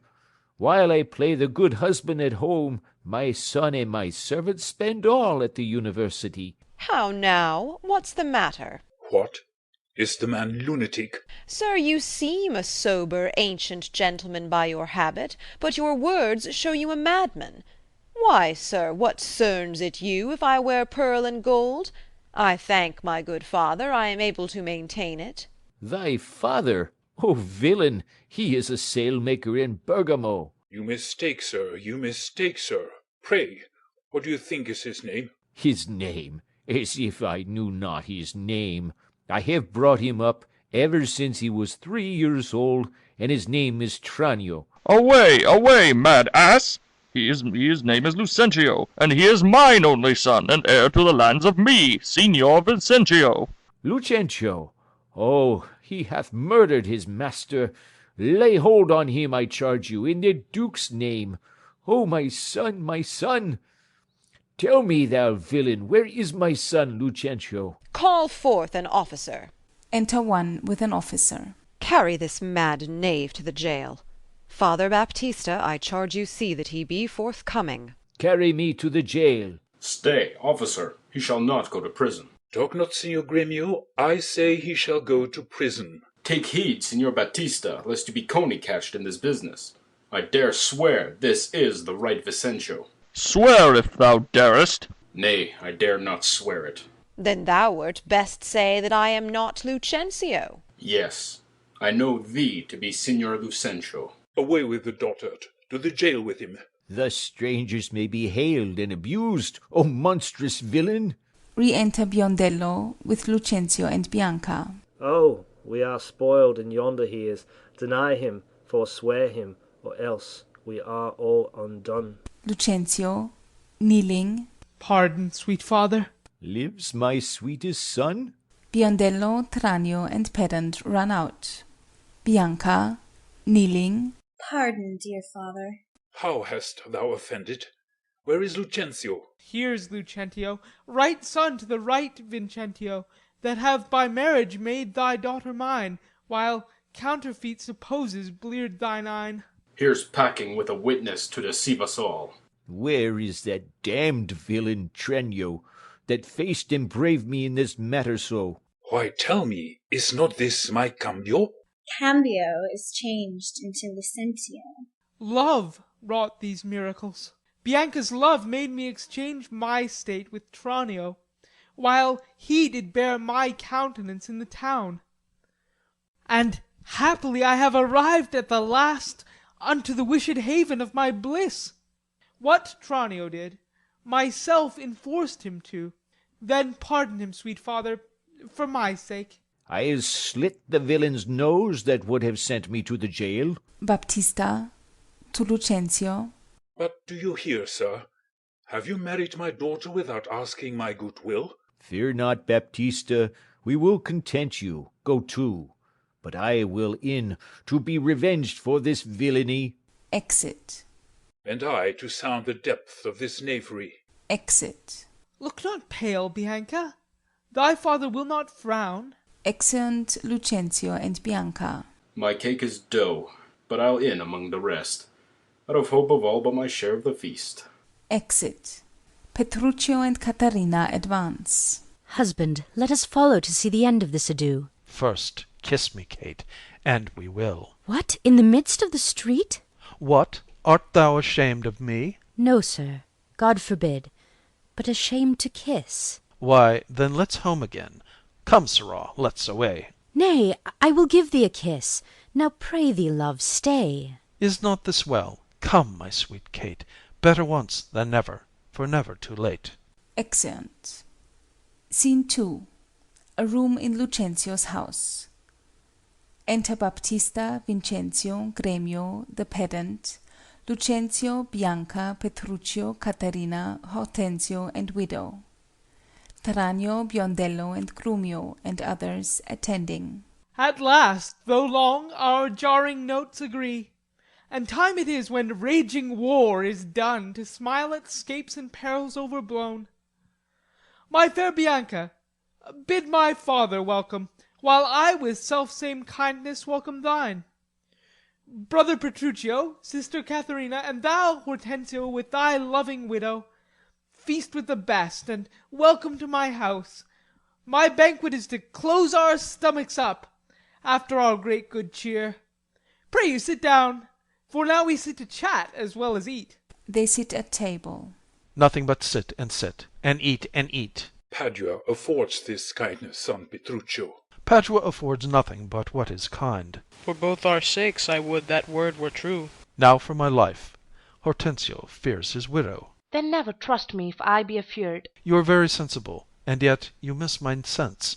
I mean Hortensio is afeard of you. He that is giddy thinks the world turns round. Roundly replied. Mistress, how mean you that? Thus I conceive by him. Conceives by me? How likes Hortensio that? My widow says thus she conceives her tale. Very well mended. Kiss him for that, good widow. He that is giddy thinks the world turns round? I pray you tell me what you meant by that. Your husband, being troubled with a shrew, measures my husband's sorrow by his woe. And now you know my meaning. A very mean meaning. Right, I mean you. And I am mean indeed, respecting you. To her, Kate. To her widow. 100 marks. My Kate does put her down. That's my office. Spoke like an officer. Hey to thee, lad. Drinks to Hortensio. How likes Gremio these quick-witted folks? Believe me, sir, they butt together well. Head and butt. And a hasty-witted body would say your head and butt were head and horn. Ay, Mistress Bride, hath that awakened you? Ay, but not frighted me, therefore I'll sleep again. Nay, that you shall not, since you have begun, have at you for a bitter jest or two. Am I your bird? I mean to shift my bush, and then pursue me as you draw your bow. You are welcome, all. Exeunt Bianca, Caterina, and widow. She hath prevented me. Here, Signor Tranio, this bird you aimed at, though you hit her not. Therefore a health to all that shot and missed. Oh, sir, Lucentio slipped me like his greyhound, which runs himself and catches for his master. A good swift simile, but something currish. 'Tis well, sir, that you hunted for yourself. 'Tis thought your deer does hold you at a bay. Oh, Petruccio, Tranio hits you now. I thank thee for that good Tranio. Confess, confess, hath he not hit you here? I has a little galled me, I confess, and as the jest did glance away from me, 'tis 10 to 1 it maimed you two outright. Now in good sadness, son Petruccio, I think thou hast the veriest shrew of all. Well, I say no, and therefore for assurance let's each one send unto his wife, and he whose wife is most obedient, to come at first when he doth send for her, shall win the wager which we will propose. Content. What's the wager? 20 crowns. 20 crowns? I'll venture so much of my hawk or hound, but 20 times so much upon my wife? 100 then. Content. A match, 'tis done. Who shall begin? That will I. Go, Biondello, bid your mistress come to me. I go. Exit. Son, I'll be your half. Bianca comes. I'll have no halves, I'll bear it all myself. Re-enter Biondello. How now? What news? Sir, my mistress sends you word that she is busy, and she cannot come. How? She's busy, and she cannot come? Is that an answer? Ay, and a kind one, too. Pray God, sir, your wife send you not a worse. I hope better. Sirrah Biondello, go and entreat my wife to come to me forthwith. Exit Biondello. Oh ho! Entreat her! Nay, then she must needs come. I am afraid, sir, do what you can, yours will not be entreated.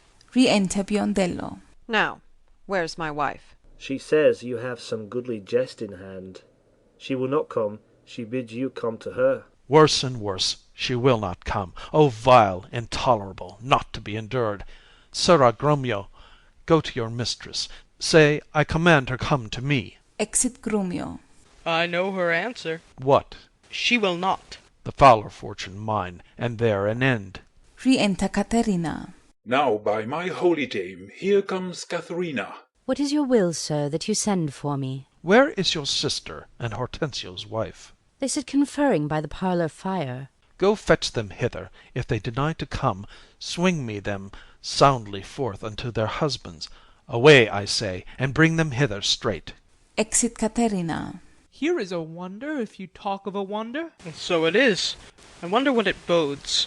Marry, peace it bodes, and love and quiet life, and awful rule, and right supremacy, and to be short, what not that's sweet and happy. Now fair before thee, good Petruccio. The wager thou hast won, and I will add unto their losses 20,000 crowns, another dowry to another daughter, for she is changed, as she had never been. Nay, I will win my wager better yet, and show more sign of her obedience, her new-built virtue and obedience. See where she comes, and brings your froward wives as prisoners to her womanly persuasion. Re-enter Caterina with Bianca and widow. Catherine, that cap of yours becomes you not. Off with that bauble, throw it under foot. Caterina pulls off her cap and throws it down. Lord, let me never have a cause to sigh, till I be brought to such a silly pass. Fie! What a foolish duty call you this! I would your duty were as foolish too. The wisdom of your duty, fair Bianca, hath cost me 100 crowns since supper time. The more fool you for laying on my duty. Catherine, I charge thee, tell these headstrong women what duty they do owe their lords and husbands. Come, come, you're mocking. We will have no telling. Come on, I say, and first begin with her. She shall not. I say she shall, and first begin with her. Fie, fie! Unknit that threatening, unkind brow, and dart not scornful glances from those eyes to wound thy lord, thy king, thy governor. It blots thy beauty as frosts do bite the meads, confounds thy fame as whirlwinds shake fair buds, and in no sense is meet or amiable. A woman moved is like a fountain troubled, muddy, ill-seeming, thick, bereft of beauty. And while it is so, none so dry or thirsty will deign to sip or touch one drop of it.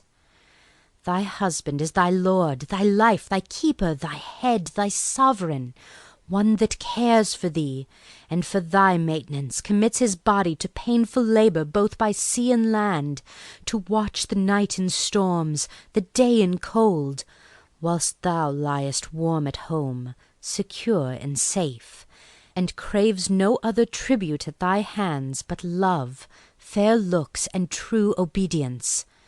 Too little payment for so great a debt. Such duty as the subject owes the prince, even such a woman oweth to her husband. And when she is forward, peevish, sullen, sour, and not obedient to his honest will, what is she but a foul contending rebel, and graceless traitor to her loving lord? I am ashamed that women are so simple, to offer war where they should kneel for peace, or seek for rule, supremacy, and sway, when they are bound to serve, love, and obey. Why are our bodies soft and weak and smooth, unapt to toil and trouble in the world, but that our soft conditions and our hearts should well agree with our external parts? Come, come, you froward and unable worms! My mind hath been as big as one of yours, my heart is great, my reason haply more, to bandy word for word and frown for frown. But now I see our lances are but straws, our strength is weak, our weakness past compare, that seeming to be most which we indeed least are. Then veil your stomachs, for it is no boot, and place your hands below your husband's foot, in token of which duty, if he please, my hand is ready, may it do him ease. Why, there's a wench. Come on and kiss me, Kate. Well, go thy ways, old lad, for thou shalt have it. 'Tis a good hearing when children are toward, But a harsh hearing when women are froward. Come, Kate, and we'll to bed. We three are married, but you two are sped. 'Twas I won the wager, though you hit the white, and being a winner, God give you good night. Exeunt Petruchio and Katharina. Now go thy ways. Thou hast tamed a cursed shrew.